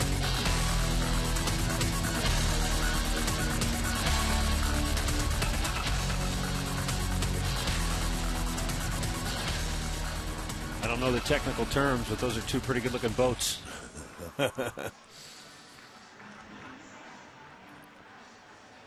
That's Navy Week going on this week here. The air show's taking place this weekend, huh? Yeah, it's Labor Day weekend. Absolutely. I keep forgetting it's Labor Day weekend. Yes, it already. is. You ever been in a fighter jet? No, I would love to go. You went in the blimp, right? But you've never done no, I wish I could. I wish I would be invited. I'd go. I would like go to. in a heartbeat. I would like to, except I've heard those pilots are pretty rough on That's okay. us guys, us regular people. I've thrown up before. Won't be the first time. The first time. I would love to go up there. Yeah, at the end of the bat, the If third. anybody's out there and hears me, please, Saturday. I'm available. Can we go 0 to 500 in about 3 seconds? I want the G-force, man. All right, let's check in with Katie Witham. She's standing by with Scott Strickland, who took the Flashes to the College World Series this year. Hey, thanks, guys. I am here with Scott Strickland, the head coach of Kent State Baseball. And, Coach, what a run the Golden Flashes had this year heading to the College World Series. What was that experience like? It was unreal. I mean, just to do what we were able to do with Ohio kids. We had 27 kids on a roster from Ohio. To get to the College World Series for the first time in 42 years from a team from Ohio. It was just a thrilling ride and something we'll never forget. Well, I know the state of Ohio will never forget it as well. We're honored to have you here at the ballpark here tonight. Now, I know the future must be bright. The Golden Flashes bringing you back on a contract extension, and we've got other guys to look forward to, too, don't we? Yeah, we've got a great club coming back, and you know, I met my wife at Kent State. It's my alma mater. It means a whole lot to us. So it was really a no-brainer for us as a family to make the decision to stay at Kent State. And again, we've got a great class coming in. We've got more great players coming, and we're going to continue to bring in those great kids from the state of Ohio. Well, we're excited about 2013, definitely, Coach. Thank you. Okay, thanks. Guys, we'll send it back to you. All right, thanks a lot, Katie. Jonas Cespedes drills one to left center field. That's going to go off the wall. Brantley plays it, fires towards second, but Cespedes in with a 2-out double, and that's his third two-bagger of the series and his 20th on the year. You know what? That was a terrific run by Kent State. When you look back to the last time, what was it, the 70s, that somebody from Ohio was in the College World Series, and like he says, he does it with kids from Ohio. That's a treat. Yeah, they pitched well, and that's your guy, Mike Birkbeck, Mike Birkbeck, the pitching coach. He was the pitching coach. He's from Ohio. I played with him in the Brewers, and I mean that's neat to see. That was a lot of fun to watch for those kids. Tom Hamilton's son Nick was a big part of that ball club as well. Third base and DH. Now playing minor league baseball with the Indians. So, yeah, it was a terrific story, and we followed it with. Well, we were watching them when we were on the road, boy. We couldn't wait to watch it. And Hammy was like a little kid all over again. He had a great time watching his son, and he has all the reason in the world to be so proud. 3-2 Oakland with 2 down and a runner at second here in the 5th. And Seth Smith, a swing and a miss. He has struck out twice tonight against Kluber.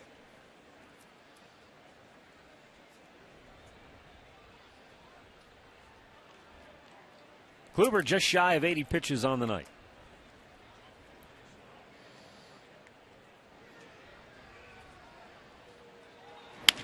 He's running that cutter in on his hands.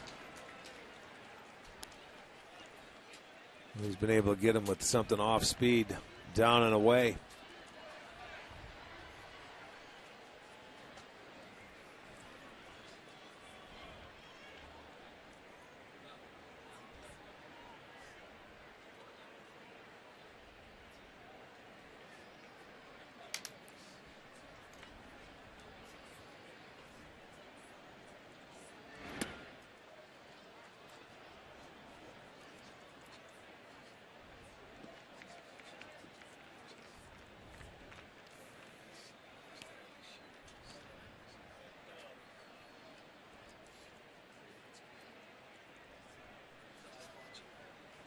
Runner at second, 2 down, and a 2-2 count.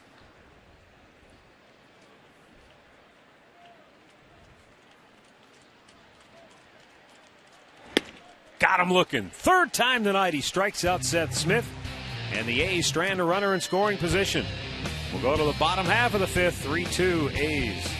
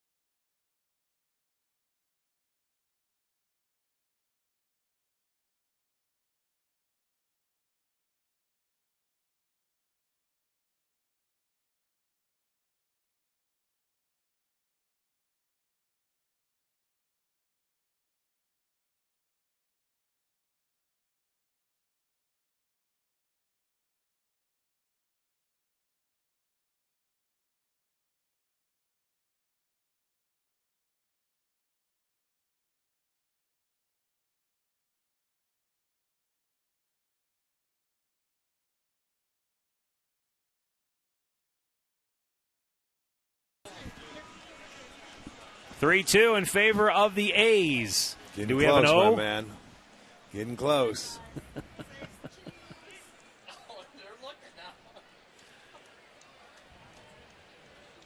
3-2, Oakland on top as Ezekiel Carrera leads off, and he checked, and it fouls over toward the Tribe dugout. Carrera tripled to center his last time up.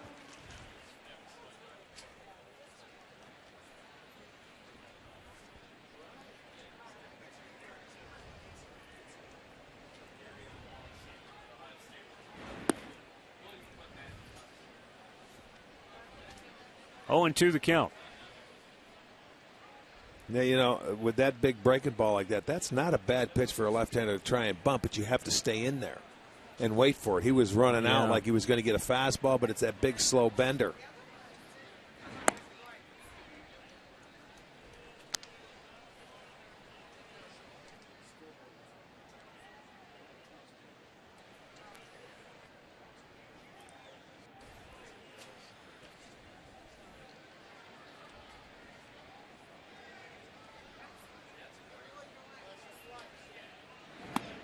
And he strikes him out. That's just the 3rd strikeout for Blackley in the first since the first inning. Our game recap brought to you by your Northern Ohio Toyota dealers. Jason Donald's second home run of the year gave the Indians a 1-0 lead. One batter later, Zeke Carrera tripled, and then Kipnis brought him home with this RBI groundout. But with 2 outs in the 4th inning, Josh Donaldson with a 3-run homer to put Oakland in front. Find out about more than 30 Toyota offers available now at buyatoyota.com.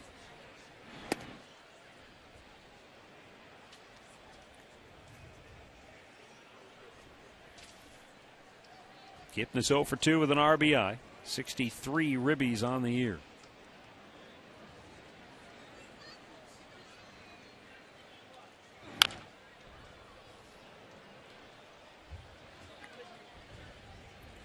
And Jason says, you know, his batting average going south is not a product of him being tired.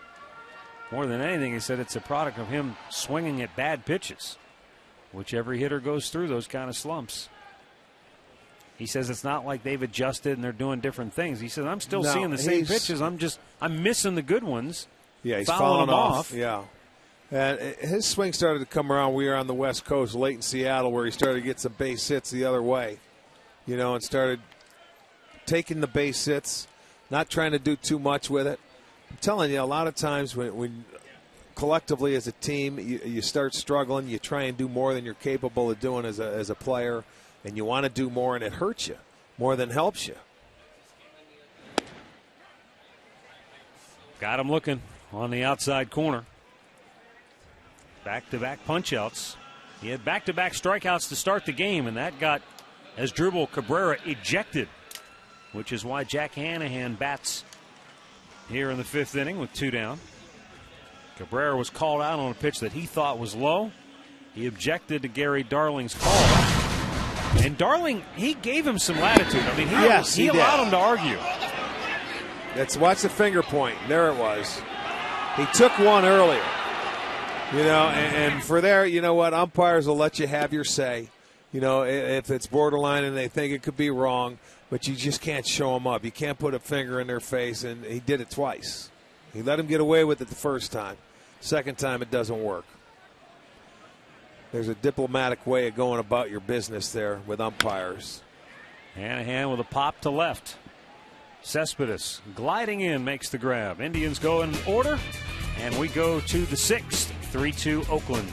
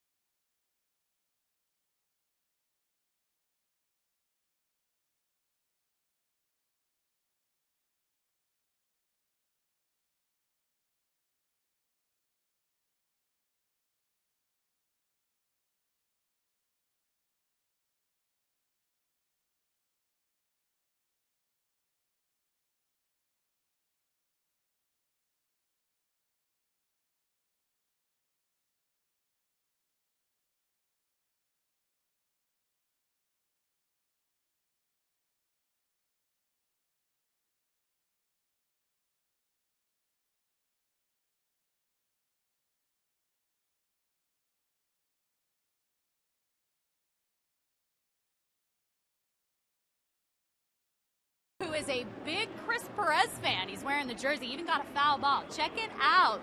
It is Puppy Palooza here at Progressive Field tonight. You want to make sure you're here on Saturday. We've got an encore performance of Rock and Blast. It's a tribute to the Beatles, and you can go online right now to get your tickets, Indians.com. While you're there, make sure to check out those transportation options the Indians have for you. It's all online for you right now. Guys, back to you. All right, thanks, Katie. 3-2 A's, 6th inning.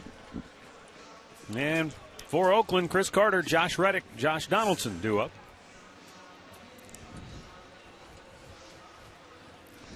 One swing of the bat is the difference in this one. Josh Donaldson, a 2-out, 3-run homer in the 4th. You know, and the amazing thing, today Oakland hitters against Kluber, with 2 strikes, they're 1 for 12. But that one hit was Donaldson. He hung him the breaking ball, and that was the only hit. They had 5 2-out hits last night. That's where McAllister couldn't get him out. But the only one has been the big mistake in the ballgame. And they say sometimes one mistake can cost you a game, but it's a 3-2 game. Come on back, offense. You got to score.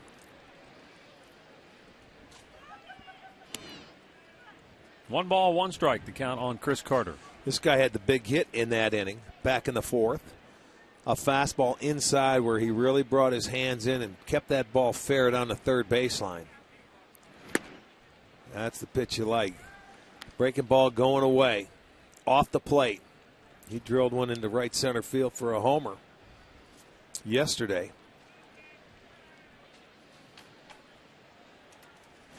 That one's in the dirt, and he's able to lay off. It's 2-2.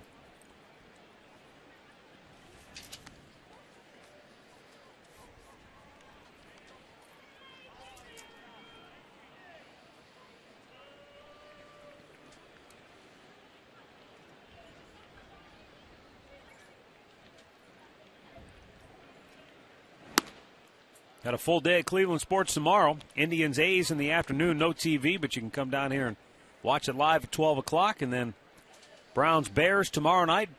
Subway Browns postgame live will be right here on Sports Time Ohio after that football game. Michael Regai will have postgame player interviews and press conference coverage. Subway Browns postgame live tomorrow night following the Browns and the Bears. Let's get the answer to the AT&T trivia question. 3,000 or more career at-bats. Who has the fewest home runs? It's got to be Kipe, doesn't it? Yeah, Dwayne Kuiper, 1 homer. Is this the day? I think it is. I think this is the anniversary. It's coming up. It sure is. We have August, video proof. 29th. And do you know who the pitcher was? Yeah, Cleveland's own. Yes, indeed. 1-0 pitch to the left-hand batter. He drives one down the right field line. Headed for the wall. Joe Tate. Yeah. Dwayne Kuiper. It came back in. We got to review that. How about that? Hey, look at Dwayne on those bases. Yeah, Joe and Herbie. Score, yeah. That goes out. It comes back into play. Buddy Bell was at home plate to meet him. He was the on-deck hitter. Well, you guys all came out of the dugout. Well, Everybody was like a Little League World Series game. They're all out there. Well, to understand, but it was only the only one he ever got. Yeah. That's the amazing thing of it. And that was pretty far in his career, right? Was it 1980? So he came up in 80? 75. I think what was that? 79 or 80?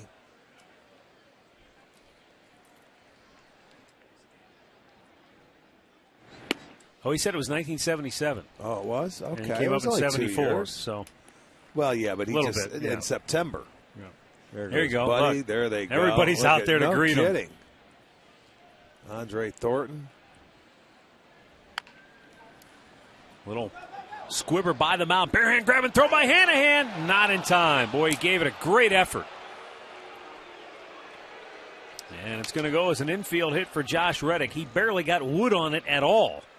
Well, that's a good play. There's nothing you can look how deep he's playing. It goes off the end of the bat. Once it gets past Kluber, I'm surprised Hanahan could even get there. But all in one motion, he gave it his all.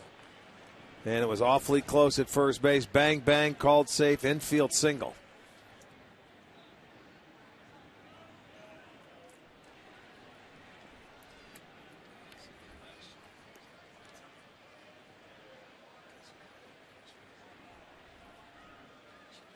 How many times do you suppose Steve Stone has been asked about that over the course of his career?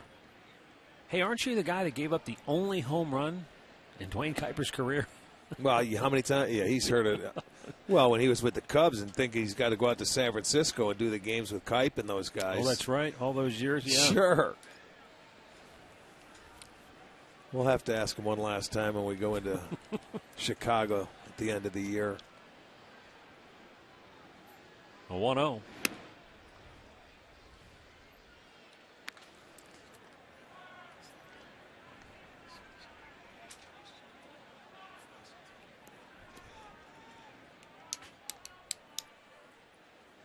Josh Donaldson, the 3-run homer back in the fourth. Counting for all 3 Oakland runs in this game. Hit on the ground towards third. Hanahan goes to second, and it goes right through Donald. And going down to third is Reddick.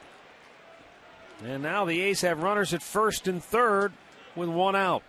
That ball looked like it was right to Jason Donald on the throw from Hanahan. I want to see what happened. I think Jason was trying to think about turning 2 maybe, and he just whiffed.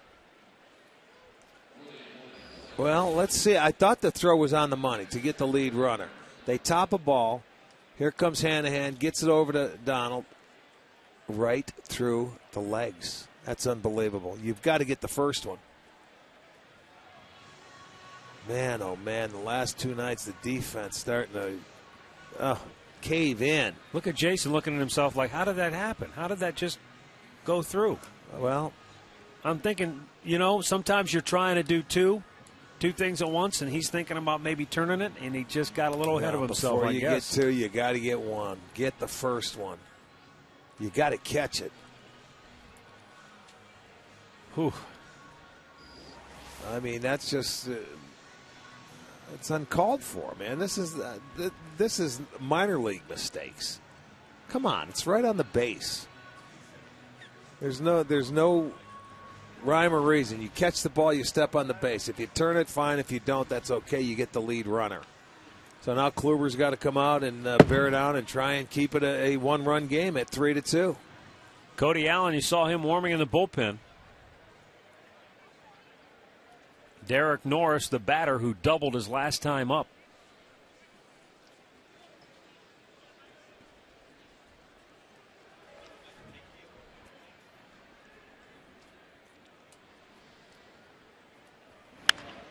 Squibber up the first. Laporta steps on the bag. Now he comes home with the throw, but he's too late didn't with even it. Pay attention. And the A's score another run. He had the ball. He stepped on first. That's fine. I can see that. But you got to look home. There's a man on third. He acted like he never even knew there was a man on third base. It's a squibber. Step on first. Look home. Forget that guy.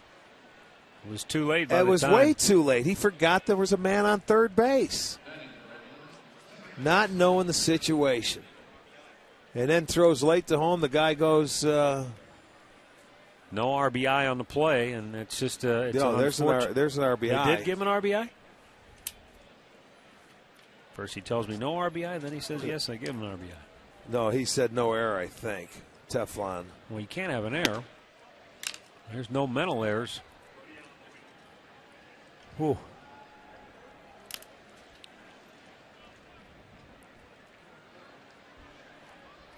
There again, that's embarrassing. Back to knowing back the errors. situation. I mean, There's first and third. You got to know everything that's going on. Pop to left. Give him a Carrera run. Comes in and makes the catch, and that'll end the inning. A gift run, 4-2 Oakland.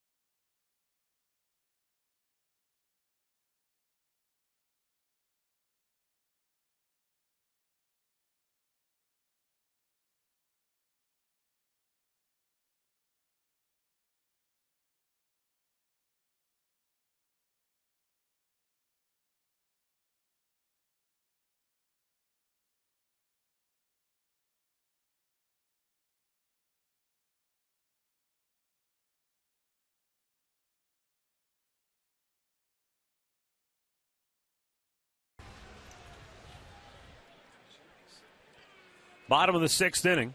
Shin-Soo Choo will lead it off.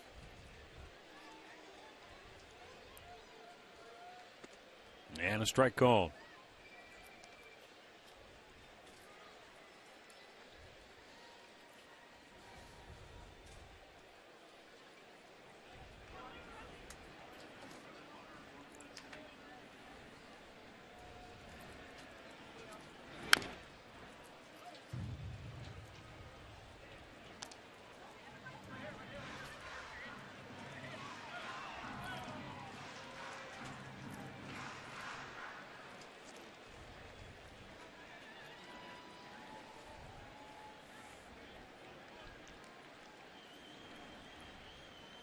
Travis Blackley fires, and it's low. 1-2 the count. The White Sox hammering Baltimore 7-1 in the 6th inning at Oriole Park. And we'll check in on the Tigers and the Royals here in a minute. The 1-2 upstairs, and Choo went to the dirt in a hurry. Royals Tigers scoreless there in the 4th in KC. Well, that has happened a number of times to Choo this year. Left-handers, they try and run it up and in, and I mean he's been hit a number of times, and also he's had to hit the dirt a lot.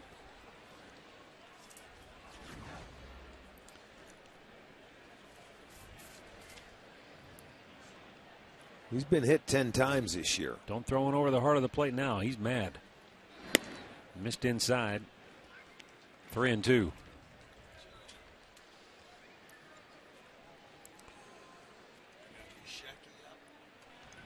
Pat Neshek getting loose for Oakland. Choo awaits this 3-2 pitch. And if it's anywhere in the hitting zone, look out.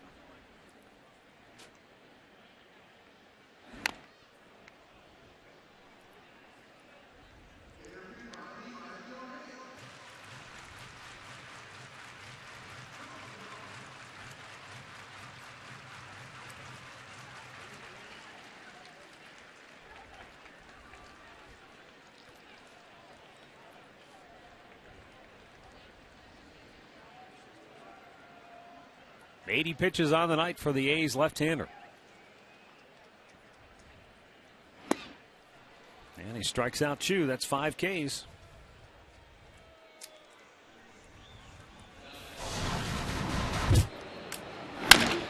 Well, let's take a look at the defense again. Last inning that gives the A's a run. A throw right there that goes through the wickets of Donald, and then Laporta, not knowing the situation, steps on first, forgets there's a man on third base, and lets Reddick come in to score. It's just unexcusable. Reddick wasn't going to score, but Laporta never looked at him, and he just kept like going. The guy on first base, but it's first and third. Unless you go to second base first and go to that double play and come right back is one thing, but when you step on first, you got to check the guy back at third. 1 ball, 1 strike.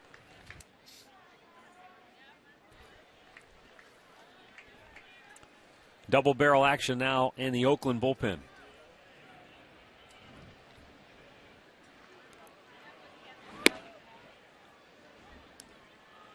And the count now 1-2.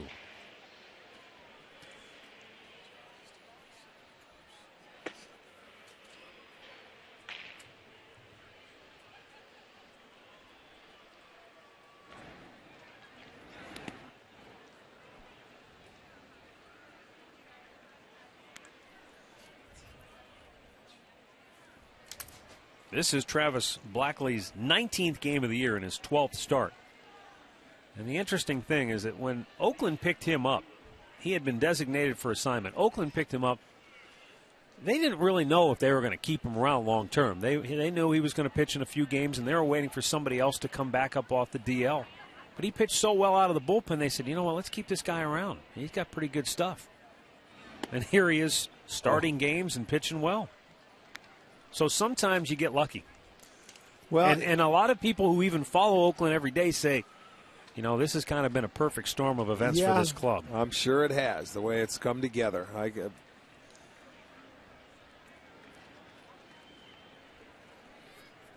Well, that happens. You know, with teams, everything seems they catch every break and they go well, and they're making the most of it. You make the most of it. That's exactly right. 3-2. Chop to third. Donaldson fires it over. 2 away. Back to the Hyundai Studios, an in-game update with Al. Hey, man, let's head down to Arlington, where the Rangers have homered twice, the Rays 3 times. The latest, Elliott Johnson here in the 6th inning. That's only his 5th of the year.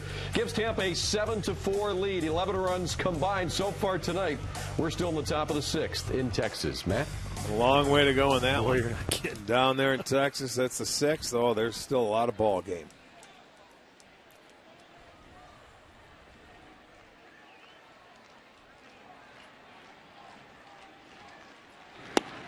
Fastball at the knees on the outside corner.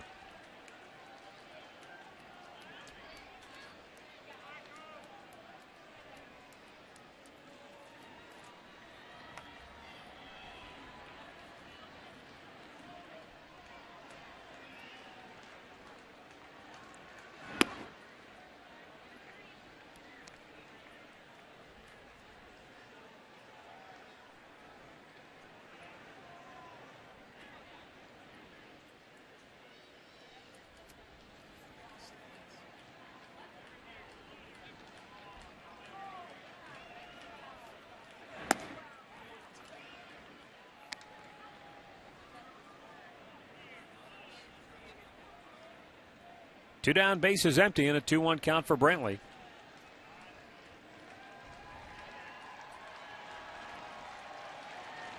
.90 pitches now for Blackley on the evening. He just missed with that one. Jason Donald led off the 3rd inning with a homer. Ezekiel Carrera, the very next batter, tripled to center. That was to lead off the 3rd inning. The Indians haven't had a hit since.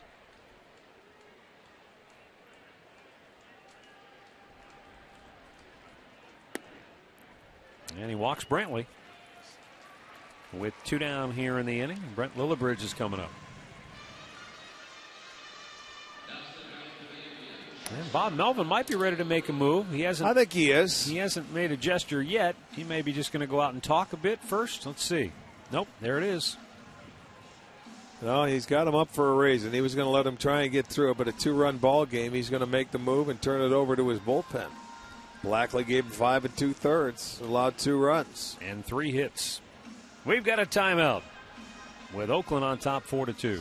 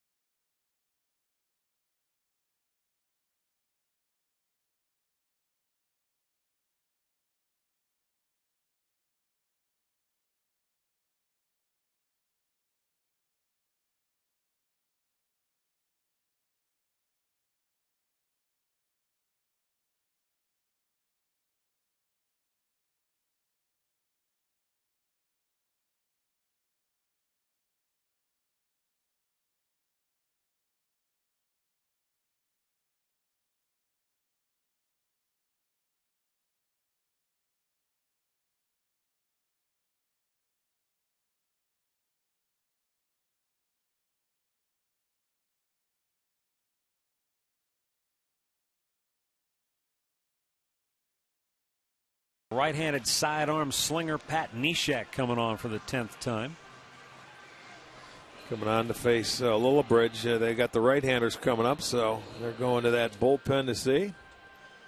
Time to send out some birthday wishes. We want to send out a happy sweet 16th birthday to Samantha Gorsica. Dad John is a cameraman here with us. So Samantha, happy birthday to you, dear.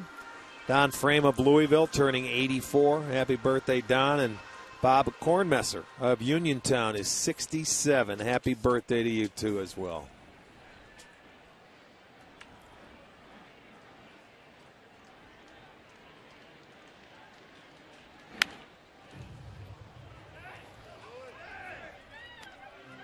Brent Lillibridge 0 for 2. He is flied out, grounded out.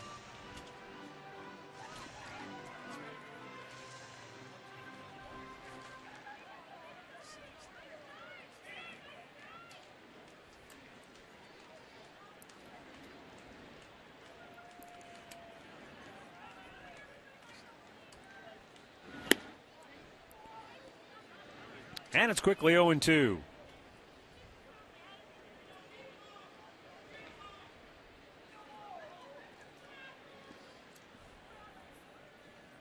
Brantley at first with 2 down.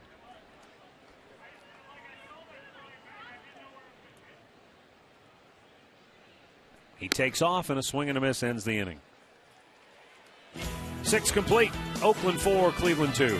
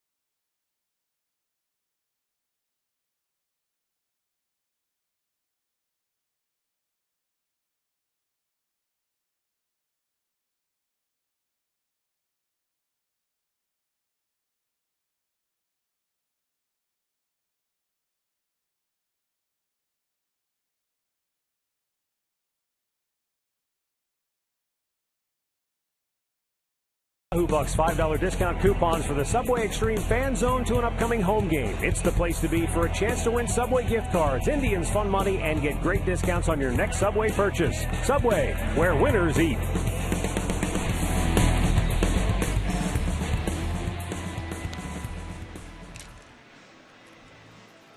(4-2). A's lead it, 7th inning. And Oakland will be sending the top of their lineup against Cody Allen, who's on for the 15th time this year.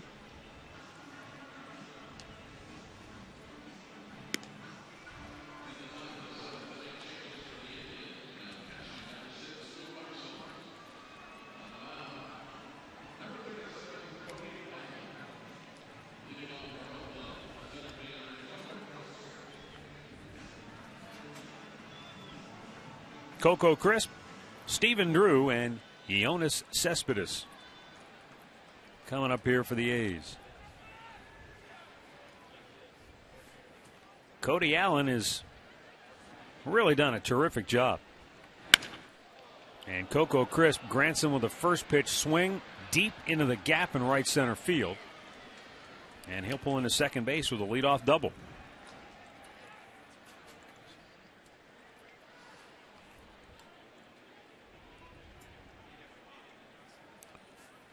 Well, he wasted no time. Jumped on that first fastball he sees from Cody Allen and rips it into right center field. 95-mile-an-hour fastball. A little short hop the wall. So Coco comes up with his 18th double, and it's the 9th hit for the A's tonight.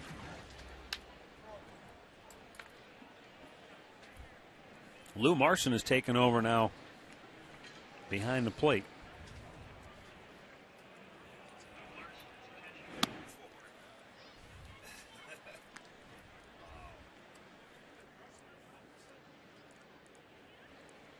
Santana grounded out in his last at bat. I didn't see anything happen to him.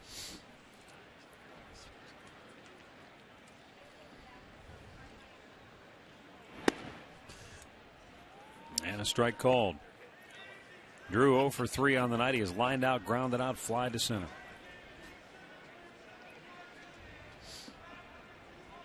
Yeah, he's still there.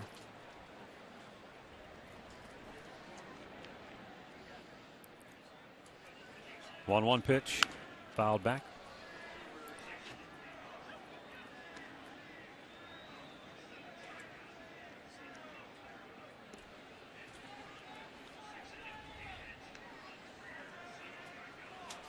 Well, the fact that he's still on the bench would lead me to believe it's not a medical issue.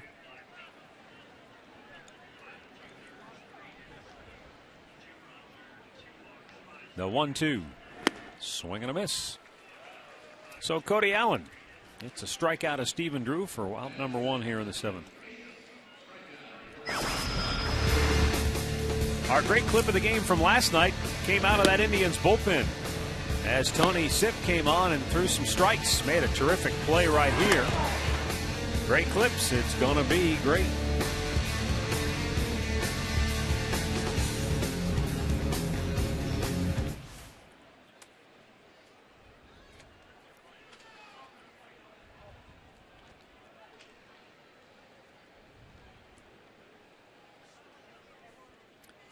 Yoenis Cespedes with a single, a double, and a run scored tonight. 4 hits in the series. 3 have been doubles. Upstairs with a fastball. High school football on STO kicks off every Monday with High School Sports Insider. Then on Friday, Mike Cairns has the high school kickoff show at 3:30. STOHD.com has all your games of the week. This Friday, Glenville Solon right here on STO.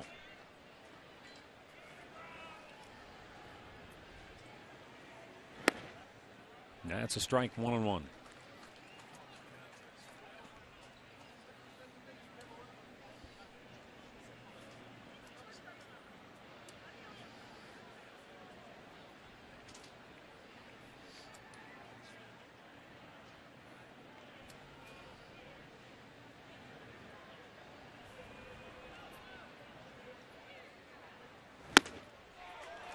Good high fastball, and Cespedes couldn't catch up to that.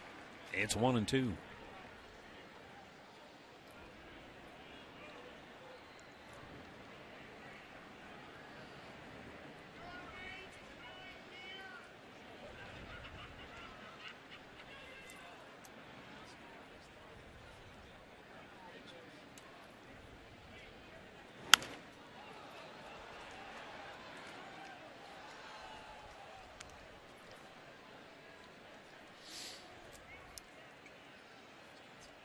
One ball and 2 strikes to count.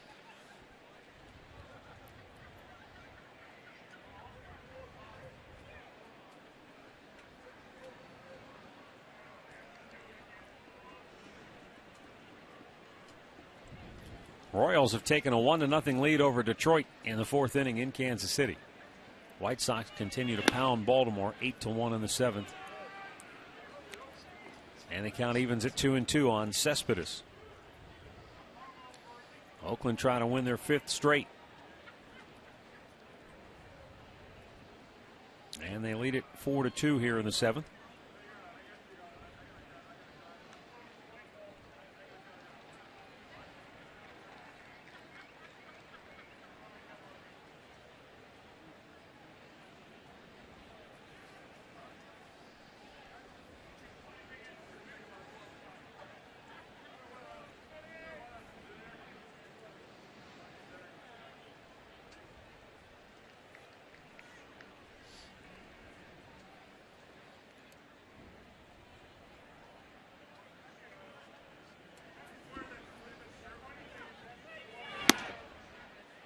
He chased after that pitch earlier in the at-bat. This time lays off.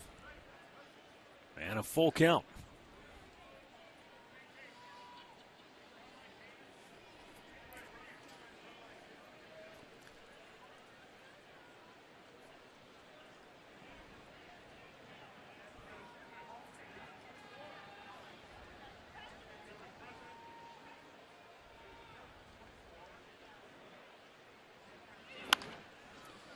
having a solid approach and great ability takes you to a certain level, gets you so far.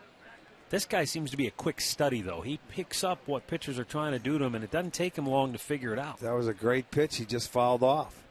No, I'll tell you, I've enjoyed watching this guy swing the bat. He looks like he could be something special. It's his first year in this league. He doesn't know the pitchers. He doesn't know a whole lot, but I will say this. He is aggressive and fun to watch swing the bat. Foul back. I mean healthy cuts, too. He had a 13-pitch at bat in the series opener that resulted in a double off the wall and left.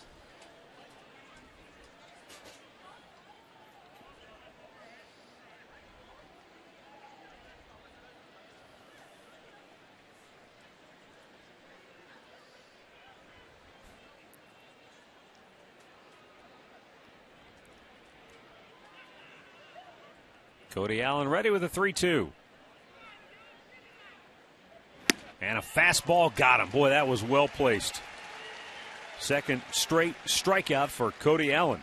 2 down. Yeah, if you strike him out, you've got to work hard, and Cody Allen certainly did. A well-executed, well-placed fastball on the outside part.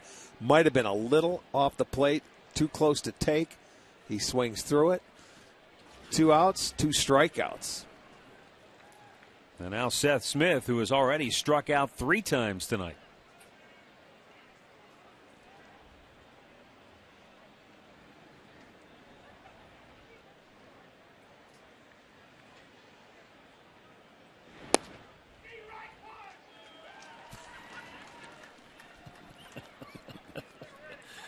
That was pretty good. Well timed by the fan down below.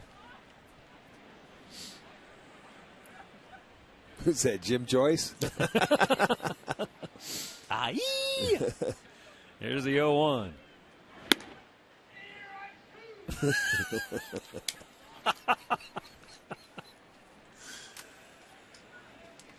Doesn't take much to amuse us.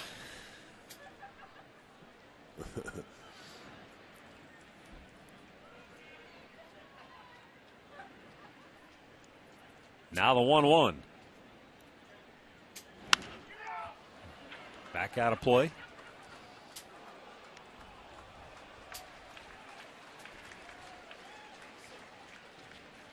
And Seth Smith, 1 strike away from the golden sombrero.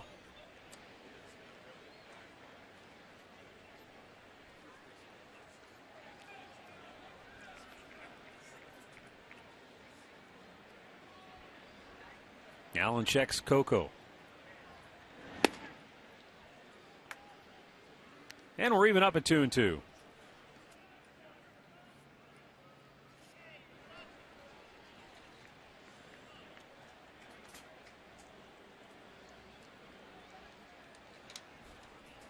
I want to hear our umpire in the stands ring him up.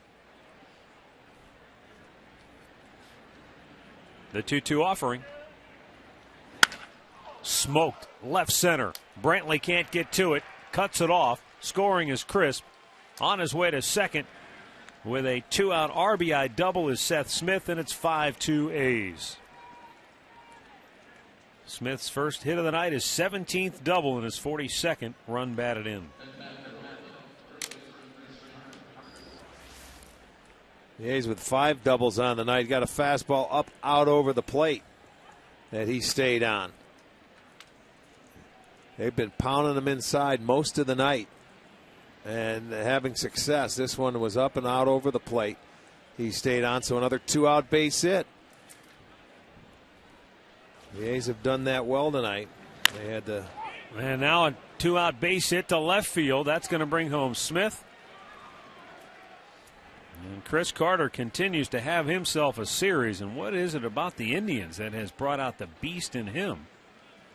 That's 2 hits tonight, 6 hits in the series, and I believe 10 hits on the year against the Tribe. Well, let's look at the pitch, and you see he gets a breaking ball. And this guy, he just stays back. He pulled the fastball inside tonight down the line for a double. He stayed back enough and hits that breaking ball out into left field. He's had a great approach. He's had a great year against the Indians. 10 for 22 against the Indians for Carter.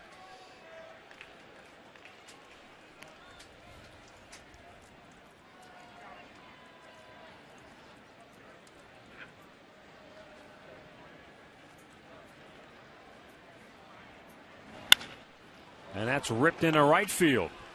3 straight 2-out hits as Carter stops at second.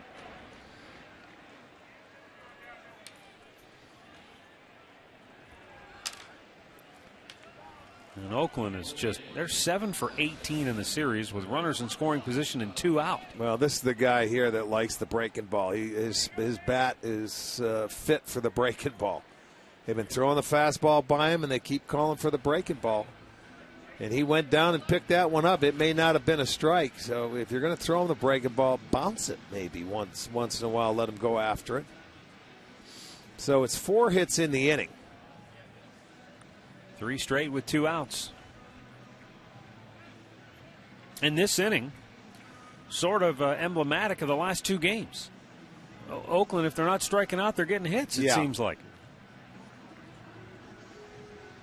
Well, that has been their M.O. And I'll tell you what, they passed the Indians as far as runs scored.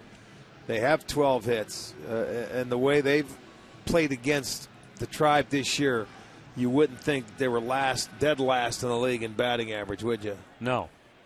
No, if you just came to this game or this series, you would not come away saying that that's the worst hitting team in the American League.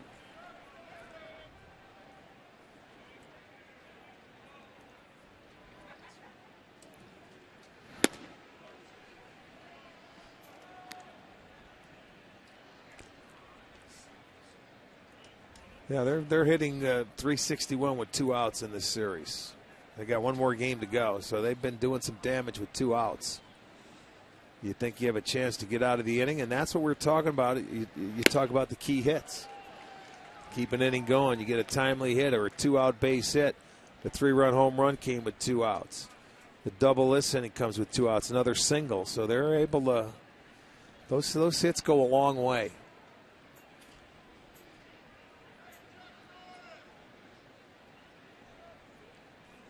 Josh Donaldson's 2-out 3-run homer in the 4th got it going for Oakland.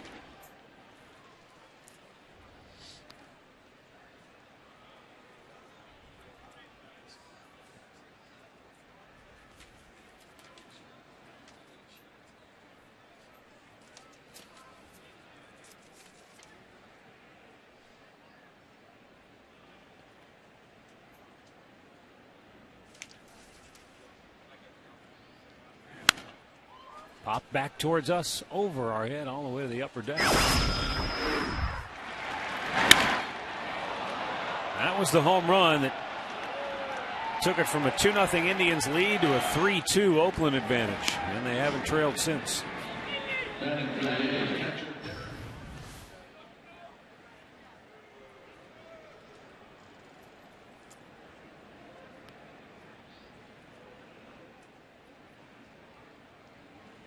Swung on and missed, and he strikes him out to end the inning. 3 strikeouts for Cody Allen, but in between, the A's rack up 4 hits and score 2 more. 7th inning stretch brought to you by the Cleveland Clinic's free walking program, Let's Move It. Mondays at Progressive Field and the Metro Park Zoo. Visit letsmoveit.org for more information.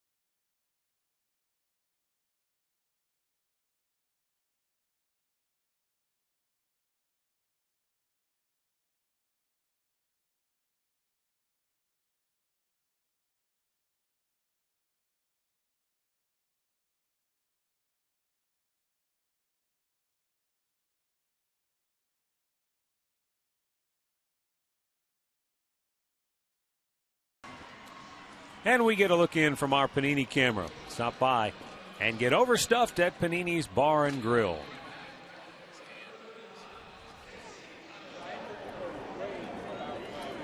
Well, Puppy Palooza, and this one has gone to the Dogs as far as the Indians are concerned.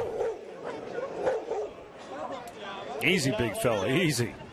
Casey Kochman's going to bat for Matt Laporta here.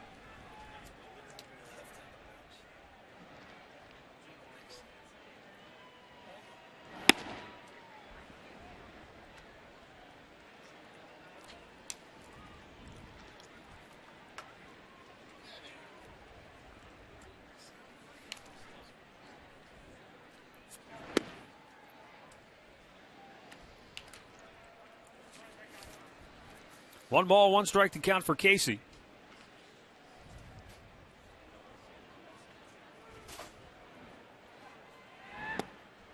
And there's a strike to the outside corner.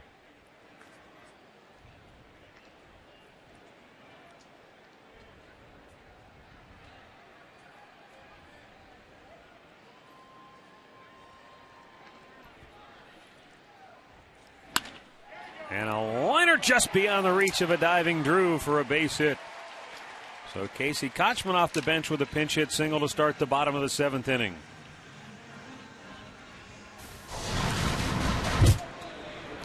Our Ford highlight reel, Josh Donaldson, brought to you by, Our Ford highlight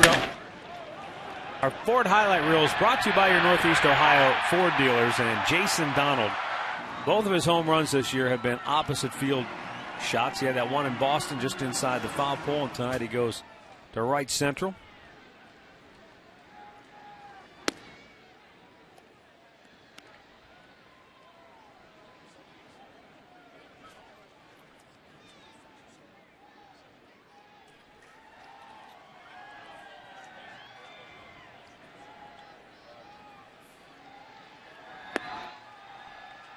And it's quickly 0-2.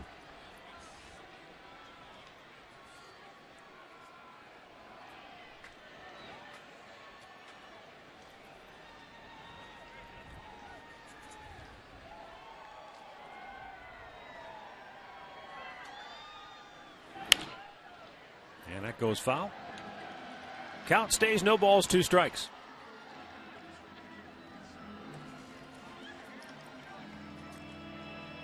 Sean Doolittle. What do you know, a left-hander? Oakland's got the market cornered on him, don't they? The 0-2 and foul back. By the way, the Indians have nobody left on the bench now. No, I figured they didn't. With Cabrera getting ejected and Hanahan coming into the game early. And then Marson going in for Santana, Kochman in for Laporta. That's it.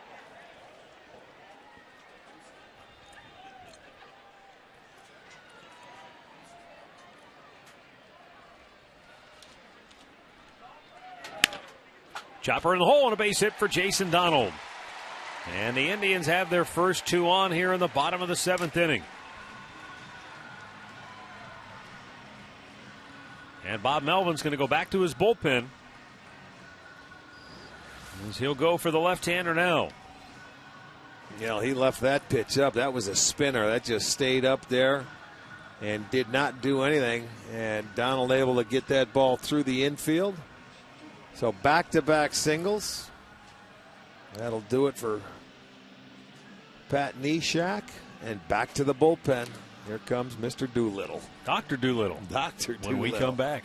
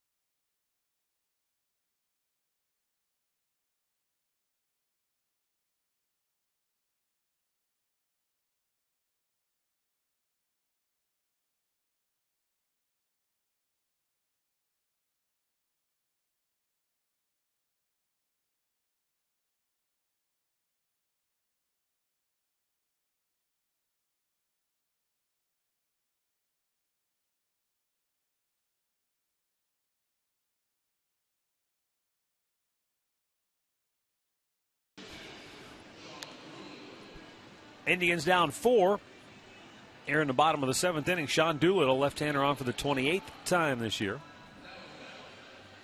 He has never faced an Indians hitter in his career. And Doolittle missed almost all of last year, recovery from surgery on a torn left patella. So another left-hander coming out. He has come out to face with 13 inherited runners on. 3 have scored. He has 2 now with nobody out here in the bottom half of the 7th. Carrera is going to be the hitter.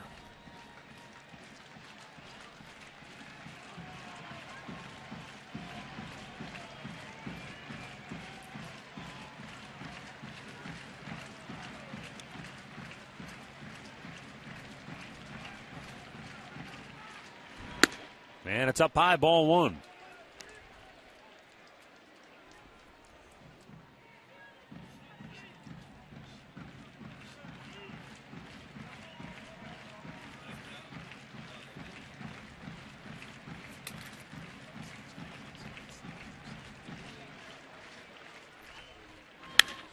High pop.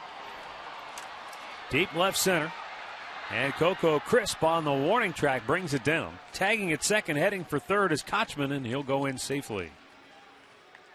So good hustle by Casey Kochman gets the Indians a runner to third with 1 out.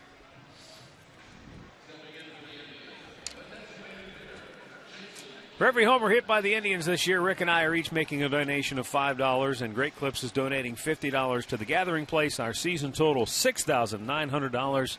Great needs, great deeds, Great Clips.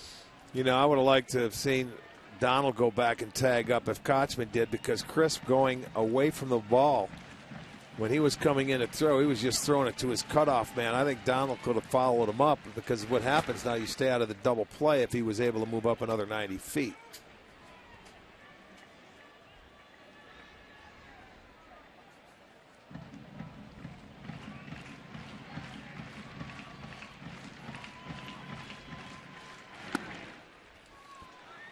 Two balls, no strikes.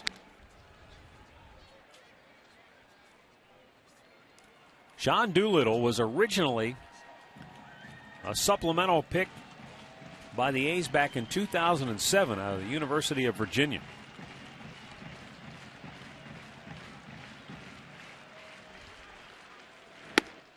Swing and a miss, it's 2-1.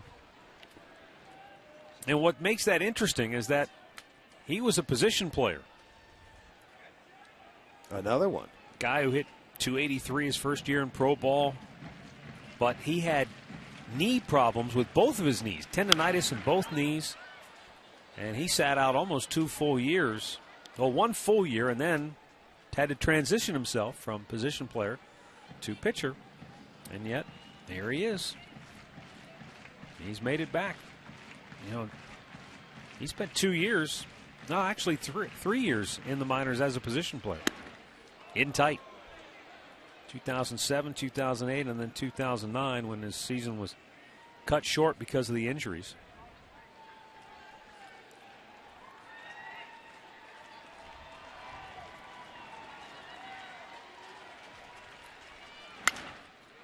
High fly ball left field. Probably not deep enough. Nope, it's not. Cespedes makes the grab, and the runners have to hold. 2 down.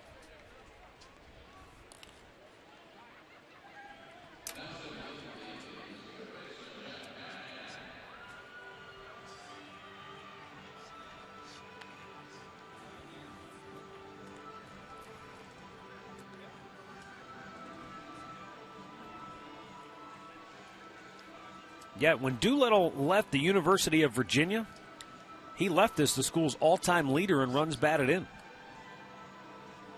Now, he also pitched while he was in college, too, so it wasn't, I guess it wasn't a complete makeover for him. He had pitched before, so it wasn't like he was, had never pitched and suddenly here he is on the mound.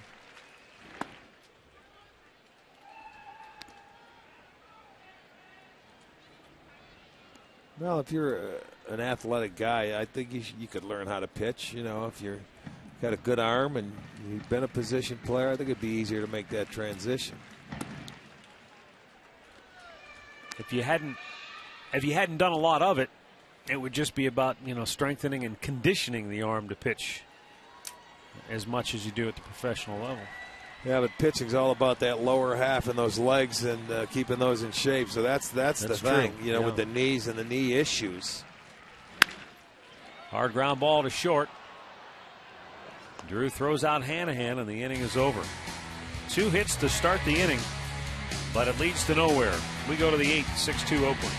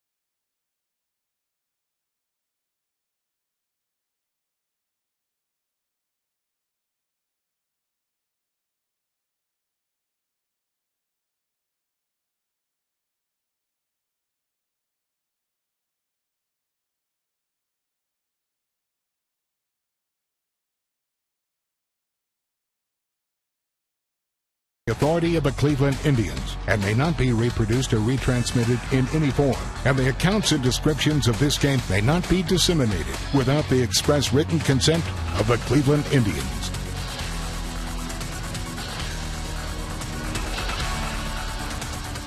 Now that is a large puppy. That's not a puppy, my friend. Oh, boy. Genmar Gomez back in the big leagues. He started out the year coming out of spring training. He was throwing the ball extremely well, but he hit a rough patch and never recovered. Couldn't make the adjustment here. They gave him ample opportunities to do so. Then they sent him down to AAA, whereby reports that I got, he was not exactly a happy camper and did not do a whole lot to ingratiate himself to the staff or the players in Columbus. Then you go, why is he back in the big leagues if he didn't do anything to earn his way back is what I want to know. That's a good question. I mean, usually if you get back to the big leagues, you got to pitch your way back up here. Kochman remains in the game at first. I'm sure he's not the first guy in the history of the game to go down there and, be disappointed. Oh, no, and pout, absolutely. all that kind of stuff. No, he's not. But hey, when he left here, when they sent him down, his problem was what they said, that he had to work on his game from the stretch. Out of the full windup. You remember that one game? Where were we, in Houston or something? He pitched a game for 4 innings. Didn't have anybody, had a perfect game, and that first guy got on base, and it just all fell apart. Yeah, in a hurry. Oh, this is the ultimate proving ground. So, you want to show them, this is the place to do it. Roped foul. And that young man stayed after it. Got the loose ball.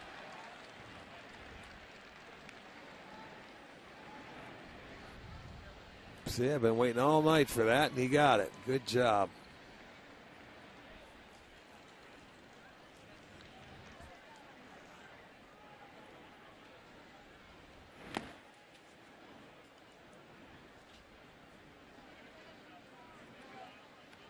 I've talked about this with you in the past, but one of the first teams I ever covered was that that '91 Indians club, and I don't remember if it was that specific year. It was the year after. It was some of those early 90s years run a little bit together in the old stadium right at the end there.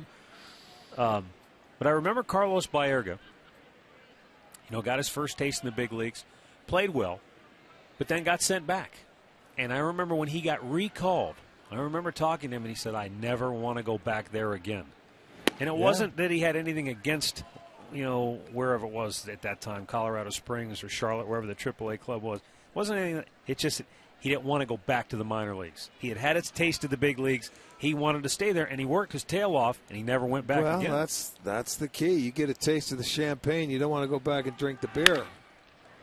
Brown ball to third, and Hanahan will throw out Norris one away.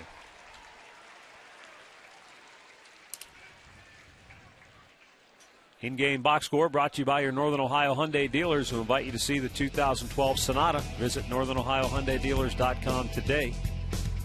Cespedes continues his hard-hitting ways. Josh Reddick with a couple of knocks. Chris Carter, he got 6 hits in the series to lead Oakland. Donaldson, the big 3-run homer. But you're right, it has to be a mindset. And for young players who are kind of fringe guys earlier in their career, they get up, they get sent down, they get called back, they get sent down again. It has to be a mindset. It has to be I don't want to go back. I want to get here and I want to stay. And, you've got to work your tail off. And then, as you told me a long, long time ago, getting to the big leagues is one thing. But if you think once you're here, it's over, then you won't be here long. Your goal's accomplished. It's not, because it's tougher to stay here than it is to get here. And one thing is, and that door of opportunity, depending on what organization you're in, it can open. And when it does, you better get through it and stay. Don't let it close on you, because sometimes it may not open twice. It depends on what organization you're in. Sometimes it may. You may get another opportunity, but, boy, you have to make sure when called upon, you are ready to go, full throttle.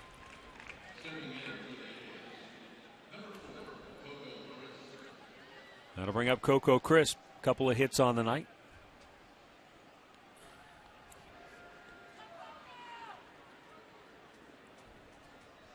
No, I love your reference there to the window of opportunity, because one of my favorite stories was Tony La Russa when he got his first opportunity to manage with the Chicago White Sox. When they offered him the job, he said at the time, he said to himself, I don't know if I'm ready for this, to manage a big league club. Right. But he said, I thought to myself, what if the window never opens again, though? This is my shot. I guess I got to jump in and see if I can do the best job I can. Got to take it and get after it. I mean, things will fall into place. I mean, you work hard. That's all you can do. You either want it or you don't. And from the player standpoint, if you don't, there's about 100 guys behind you that are ready. There's always someone knocking on that door.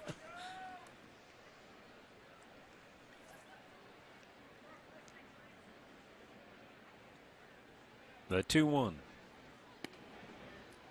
A little bit outside. 3-1 the count.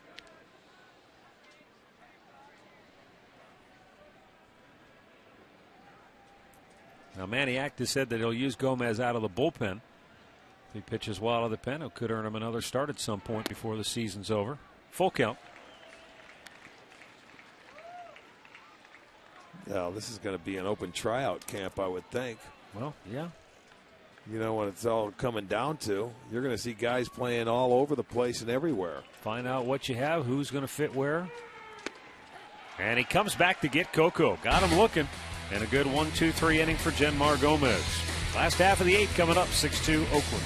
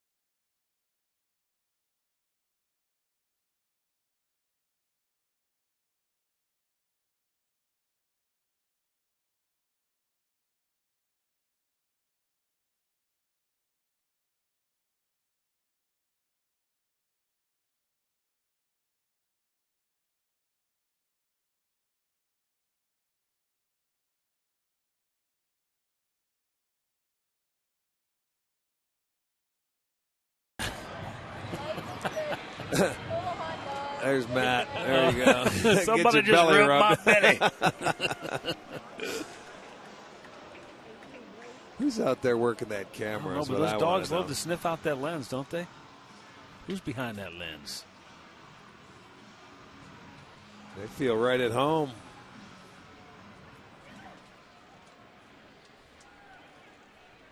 Sean Doolittle stays on to pitch the 8th.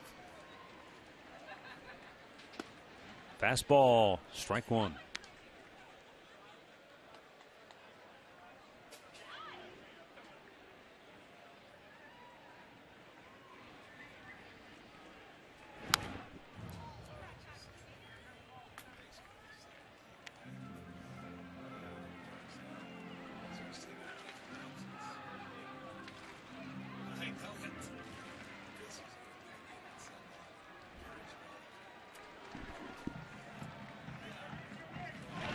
Bounced it in the dirt.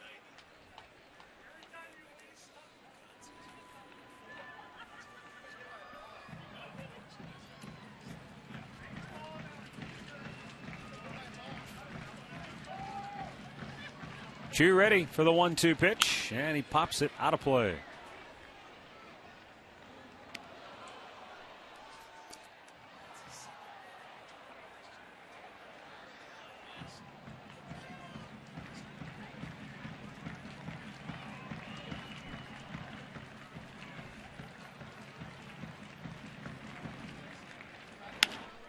That's popped foul again.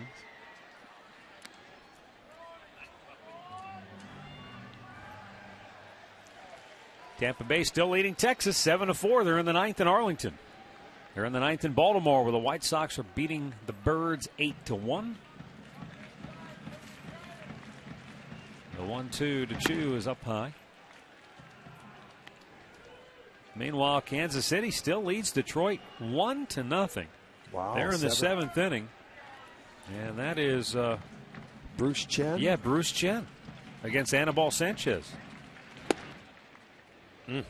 Wow. Close pitch, full count. Yeah, you catch a break there.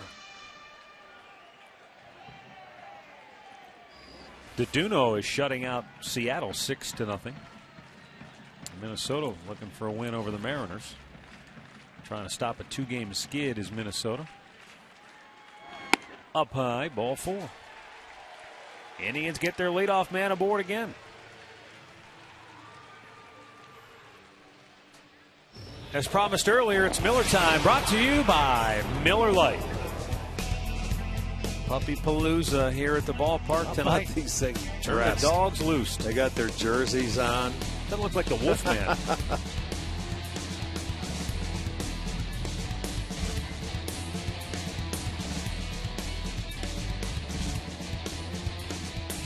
I wonder if they had to have any extra security out there for Puppy Palooza.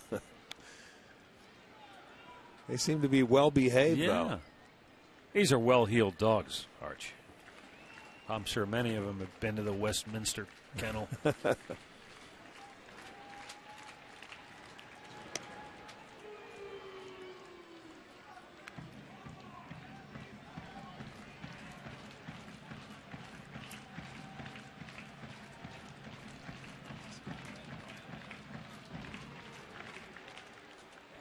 Right back. Off the bat of Lou Marson, it's 0-2.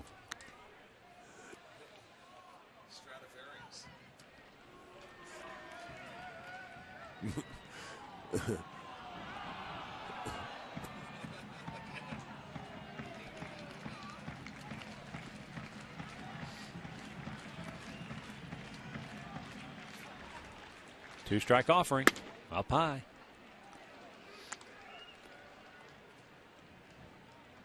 Doolittle has thrown 22 pitches, 11 balls, 11 strikes. So even though he retired the first 3 in a row before walking Chu, it's taken a lot of pitches to get the job done. Foul back.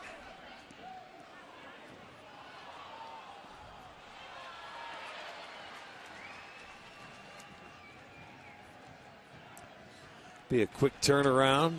Oakland ending their road trip here with a 4-game series heading back to Oakland after the 12 o'clock game tomorrow. There's a line drive base hit to left field. Second inning in a row, the Indians get their first 2 on base.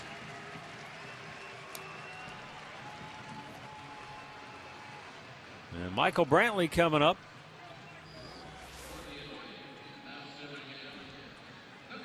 Marson picks on a fastball and pulled that ball to left field.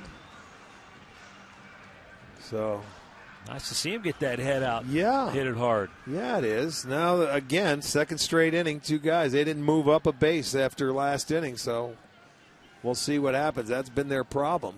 Kurt Young coming out. Jerry Blevins is up again. He has a workhorse in that bullpen. He gets up more than anybody. I was going to make a joke a couple innings ago when they said the left-handers are starting to come in. I said, where's Blevins? He's got to at least be throwing, and I knew it was just a matter of time. He's everyday Jerry. He doesn't get into the game all the time, but he's always up warming up. He's related to Eddie Guardado.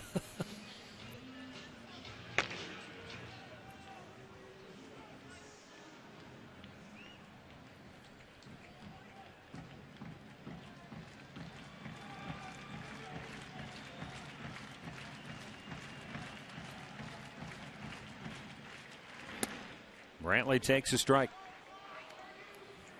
Michael just 1 for 10 in the series.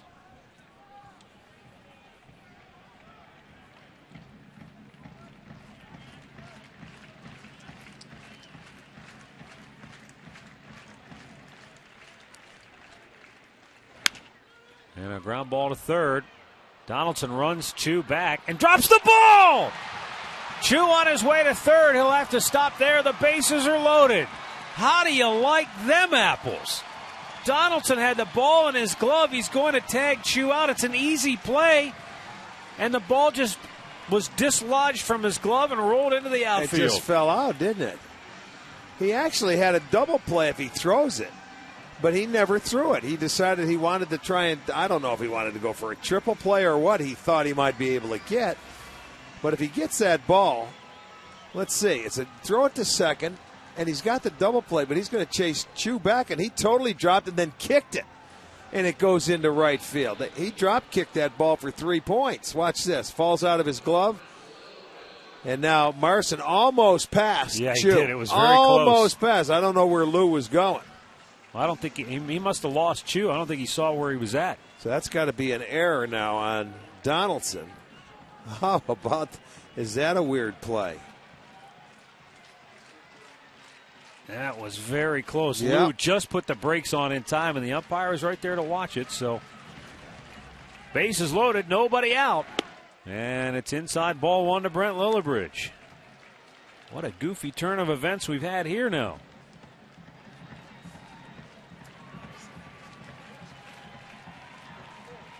Lillibridge 0 for 3 on the night, 2 for 10 in the series.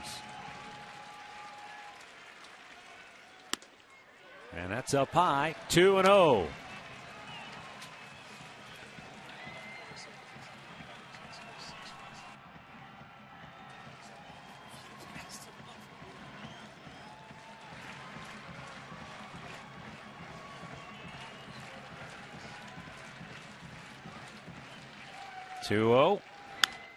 Blooped toward right, near the line, foul ball. Ooh, they needed that to go fair.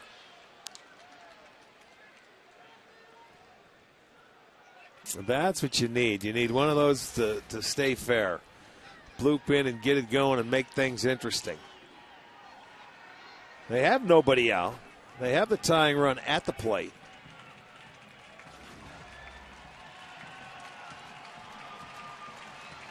Chu, Marson, and Brantley, the base runners. Lillibridge with a 2-1 count.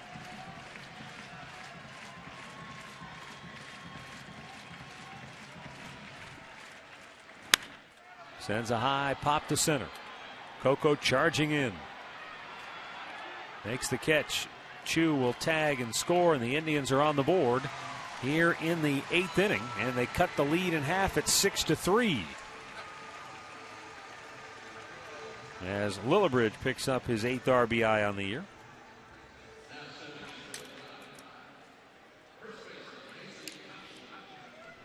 And now 2 on with 1 out for Casey Kochman.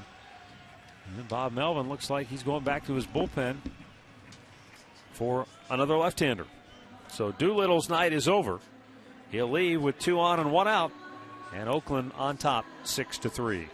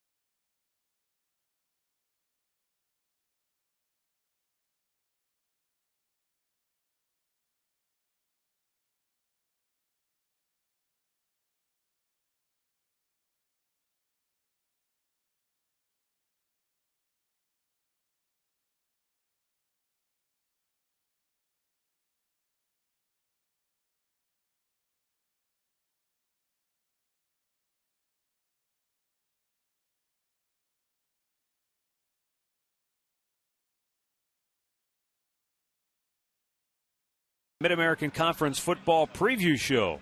Michael Regai, Frank Stams, and Ryan Cavanaugh will preview the MAC football season and discuss the addition of UMass to the conference. It's the MAC Football Preview Show tomorrow night at 7:30 right here on STO.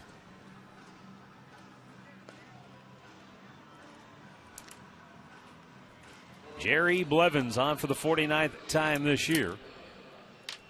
And he's on to try and protect the 6-3 lead. He'll be facing the tying run at the plate in the form of Casey Kochman, who pinch hit for Matt Laporta in the 7th inning and got a base hit.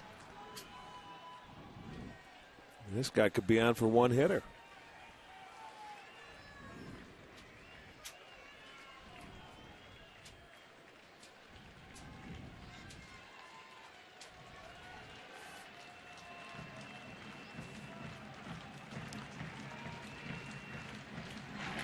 It gets by the catcher, and both runners advance. Oh, boy, that makes it interesting. Marson to third. Brantley down to second on a wild pitch. That makes it interesting.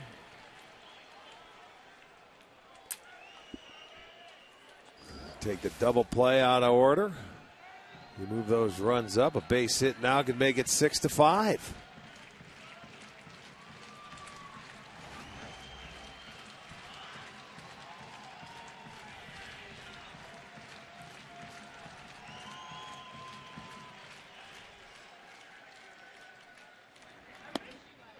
And it's low, 2 balls, no strikes.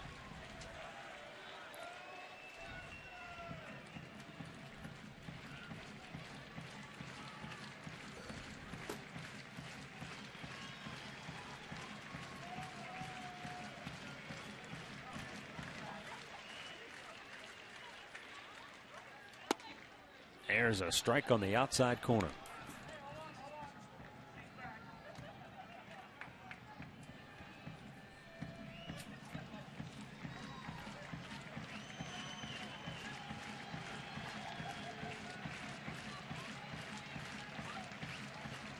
Now the 2-1 to Kochman. Hit on the ground towards second. This will get another run home as Pennington throws out Casey. He picks up the RBI, and the Indians have cut the gap to 6-4. And now with 2 down, Bob Melvin's going to go right back to his bullpen again.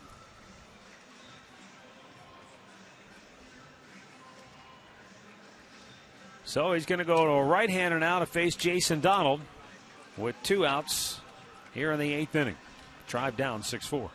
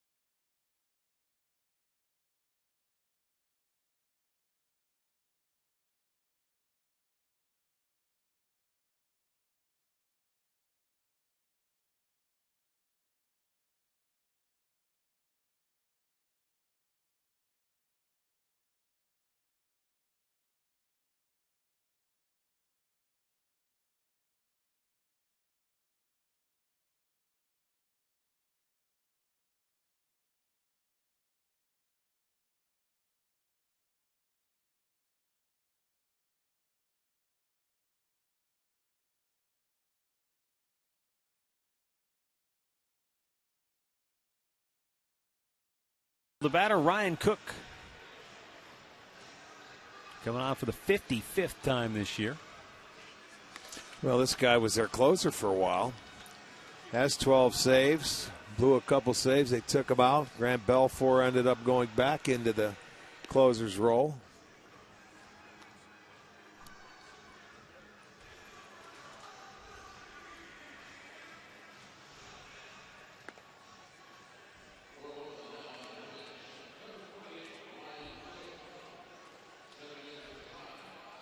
Steve Smith talking things over with Michael Brantley.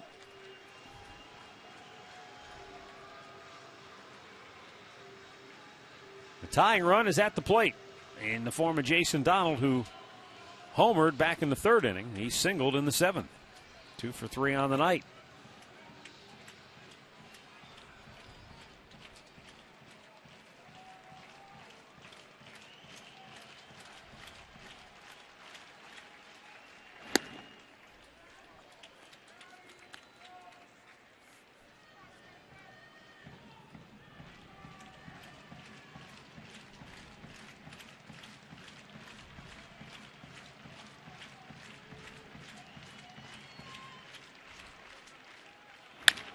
Chopper up the middle. The second baseman, Pennington, fires it to first, and that'll end the inning. We'll go to the ninth. 6-4 Oakland.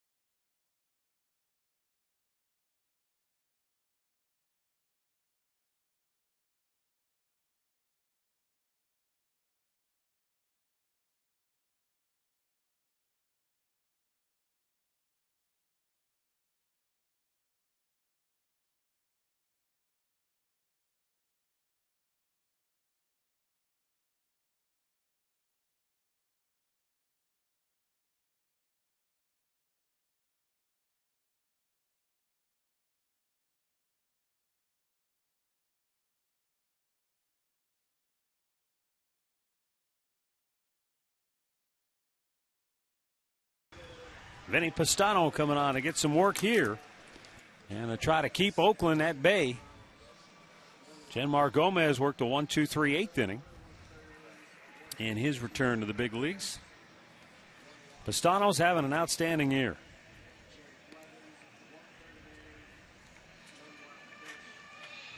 He'll be facing Stephen Drew, Yoenis Cespedes, and Seth Smith.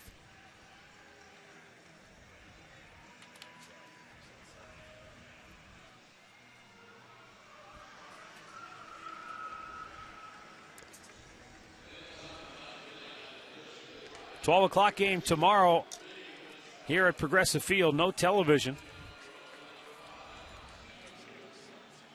Rick and I will be back with you Friday night when the Texas Rangers come to town. We'll have that pregame series with you, or for you. Friday night, STO. Saturday night, STO. Both games 7:05, and then Sunday to wrap it up will be a 1 o'clock start on Channel 3. But our next telecast will be Friday night at 7, Indians and the Rangers.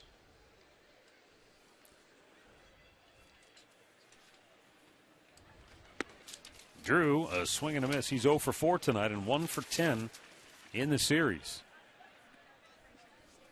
So he has yet to have the kind of impact that they were looking for offensively when they made the trade to acquire him from Arizona.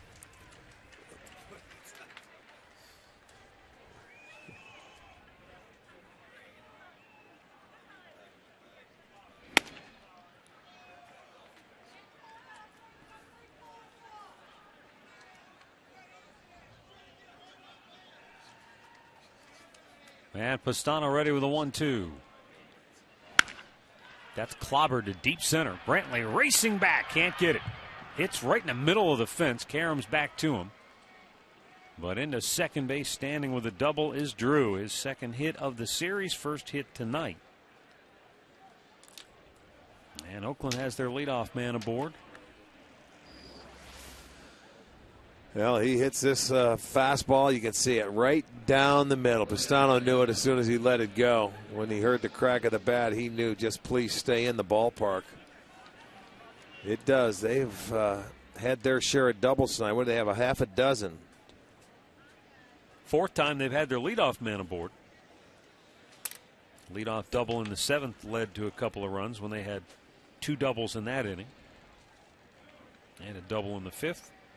Couple of doubles in the fourth.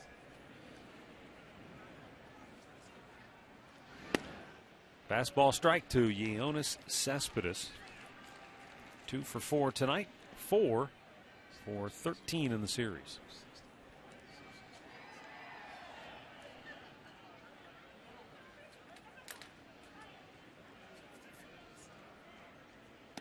Slider missed outside. And it's 1-1.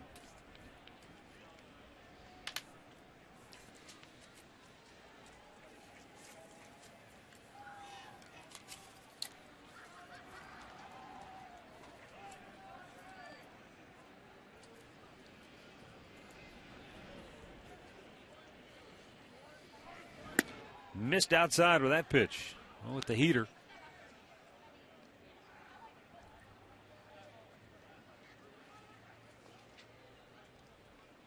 Six doubles for Oakland tonight. Ties their season high. Second time they've done that.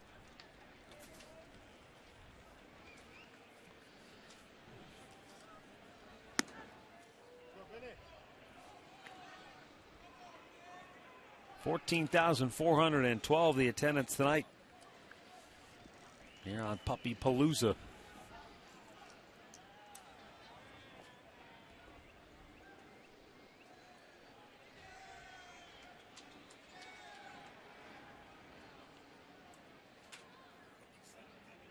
And Pistano with the 3-1. Right back up to the hit off his ankle. And it caroms by Lillibridge, and coming around third is Drew. Here's the throw to the plate, and he is safe. Marson couldn't come up with the throw, and Drew makes it 7-4 in favor of the A's. Pretty decent throw to the plate by Carrera, and they had a chance to get him. Yeah, this ball goes, it deflects into the outfield, goes right off the shoe. Pistano gets past Lillibridge, and in comes Carrera. Watch the throw. It looks like it's in time, but it was a short hop from Marson. It was a tough play to handle. Either go in the air or you give him a better one-hop throw, but he had to short hop and try and grab it and tag him all in one motion. Couldn't do it. So Cespedes down to second on the throw, and now Seth Smith takes a strike at the knees.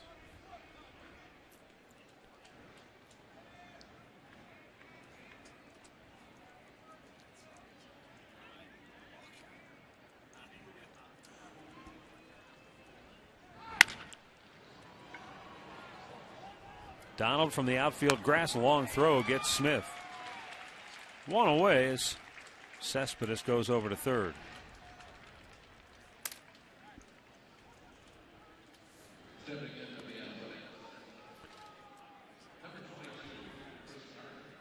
Going to bring up Chris Carter. Couple of hits tonight, an RBI and a run scored. And the Indians will bring the infield in.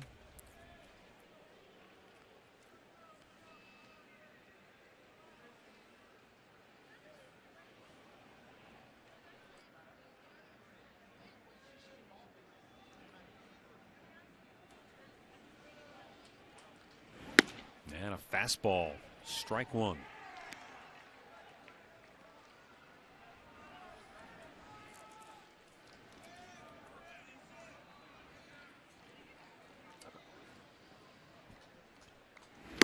And he threw it by him again, 0-2.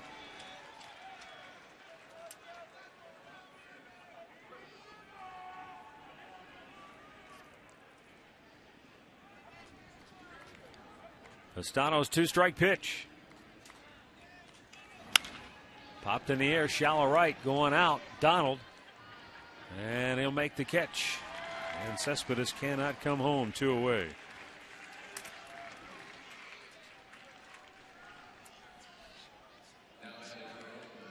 Stay tuned after the ball game for the Conrad's Tire Express and Total Car Care post-game show. We'll have the highlights, set you up for the series finale tomorrow.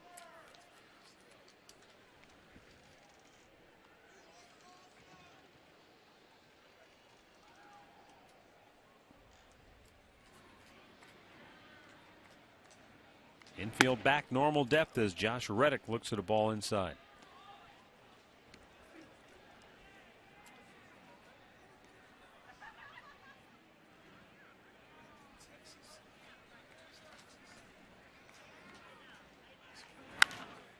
Popped up foul, back out of play.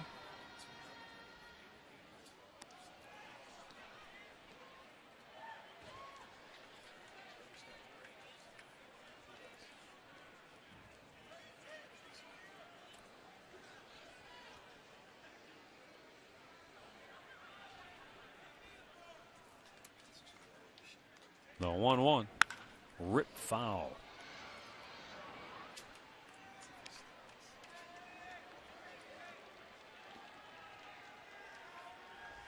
So Pistano now 1 strike from ending the inning. And the bottom of the ninth for the Indians, it'll be Carrera, Kipnis, and Hanahan coming up. Drilled to right. Back goes Chu. It's over his head. Short hops the wall. Scoring is Cespedes. On his way to second, in with an RBI double, is Josh Reddick, who has his 3rd straight hit in the game. Let me guess. I bet it came off a breaking ball.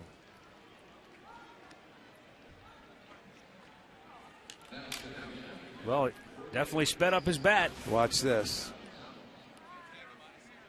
Another low breaking ball. This guy keeps his hands back. He's worn the Indians out. It amazes me that they continue to throw that pitch to him.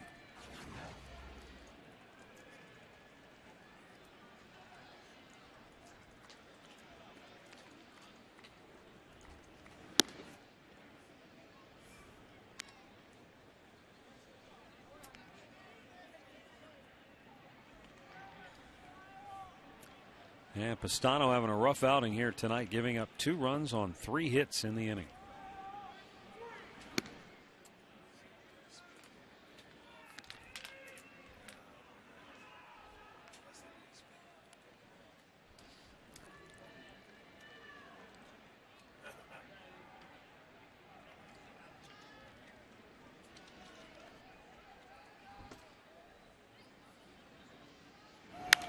back out of play.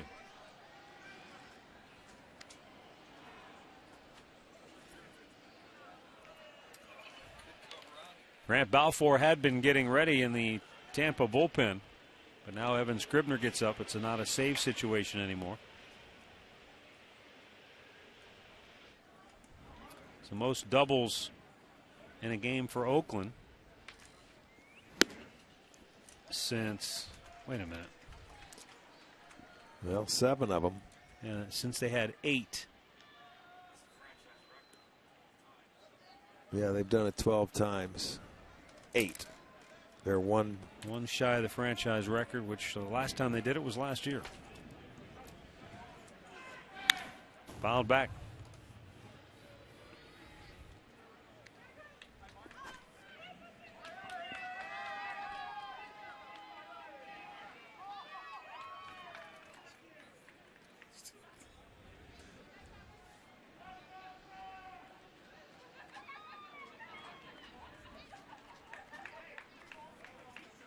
The 2-2 is outside, and now a full count for Donaldson.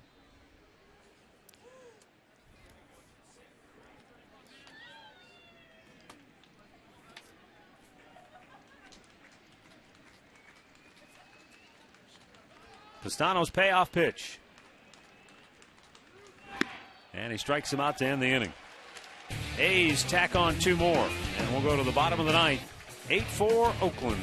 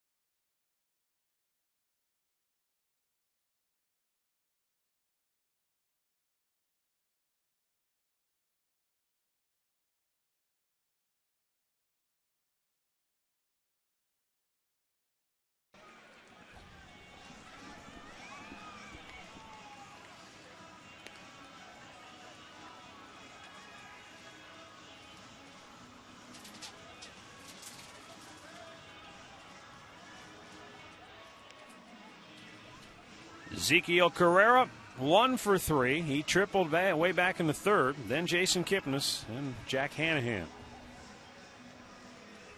The A's stay with Ryan Cook for now.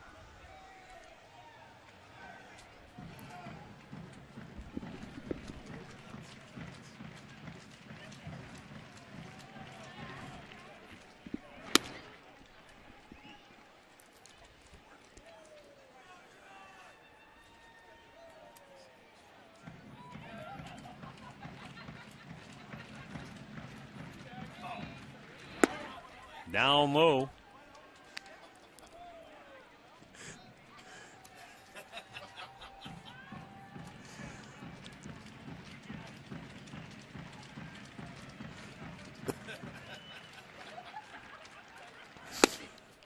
Caught the outside corner for a strike. It's 2-1.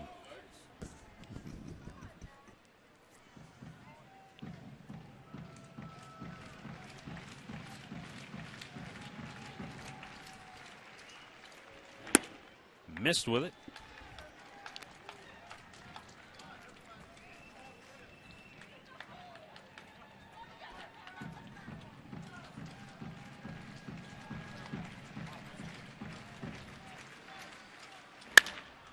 Carrera sends a high drive deep left. Cespedes crisp looking up. It's high off the wall. And into second base with a leadoff double is Ezekiel Carrera. That's his second hit of the night. Both have been extra base knocks. And the Indians get their leadoff man aboard.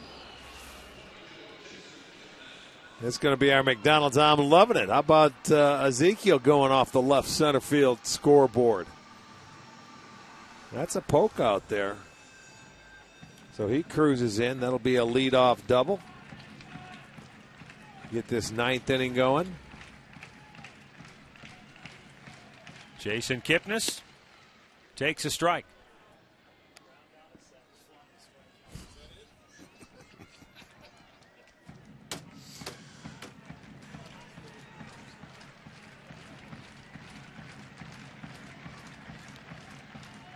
Cook delivers. And a glancer foul over to the on-deck circle. And it's quickly 0-2 on Kipnis.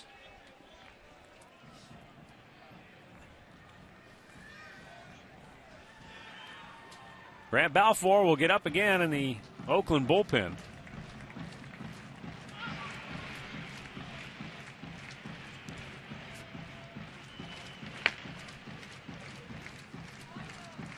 The 0-2, way outside.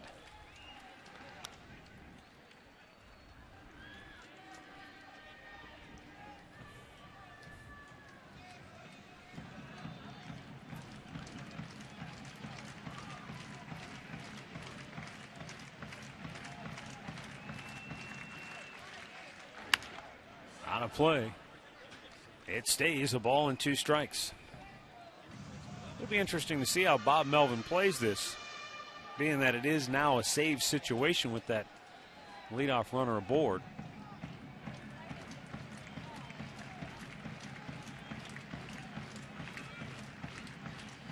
Well, he's matched up all the way, all game, every game.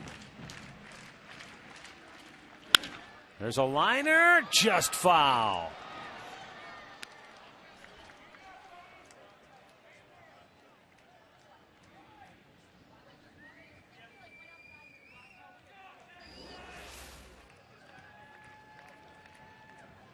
Well, you can see the ump getting out of the way. He had a good view of it. It was foul, little hook to it.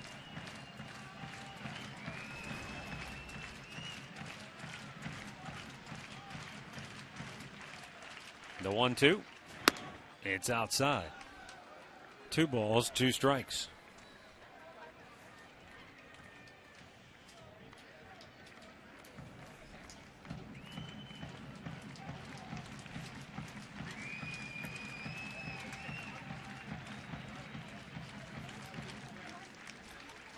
Swung on and missed. He strikes out Kipnis, 1 away.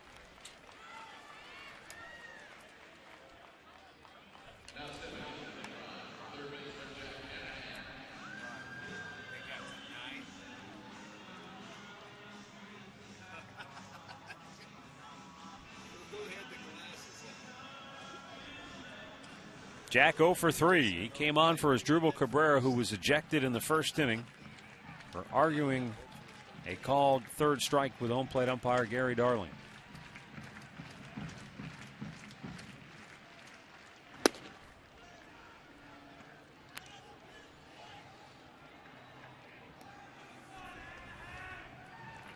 So if Ryan Cook can finish out the inning, he'll pick up the save for the A's.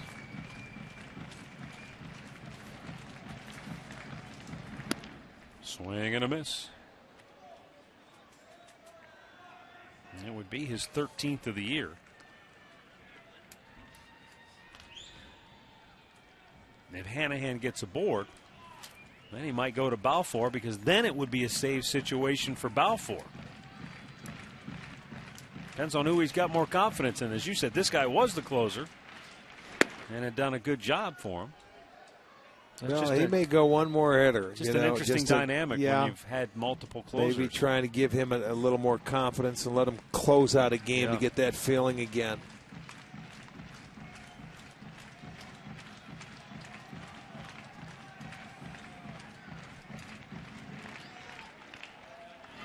Breaking ball and a good one. Strikes him out, 2 down.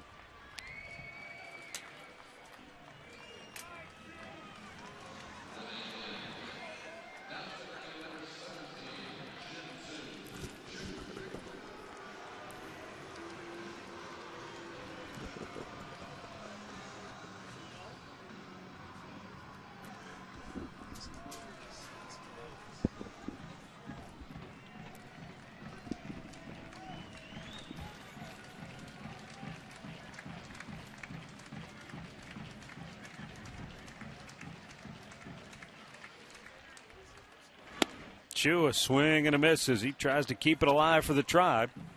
He has walked twice and scored a run tonight.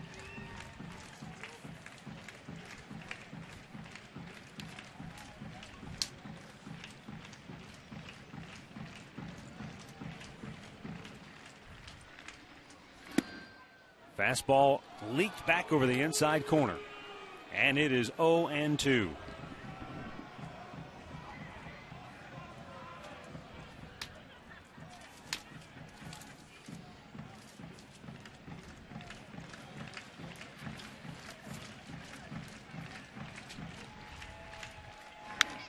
Foul right back.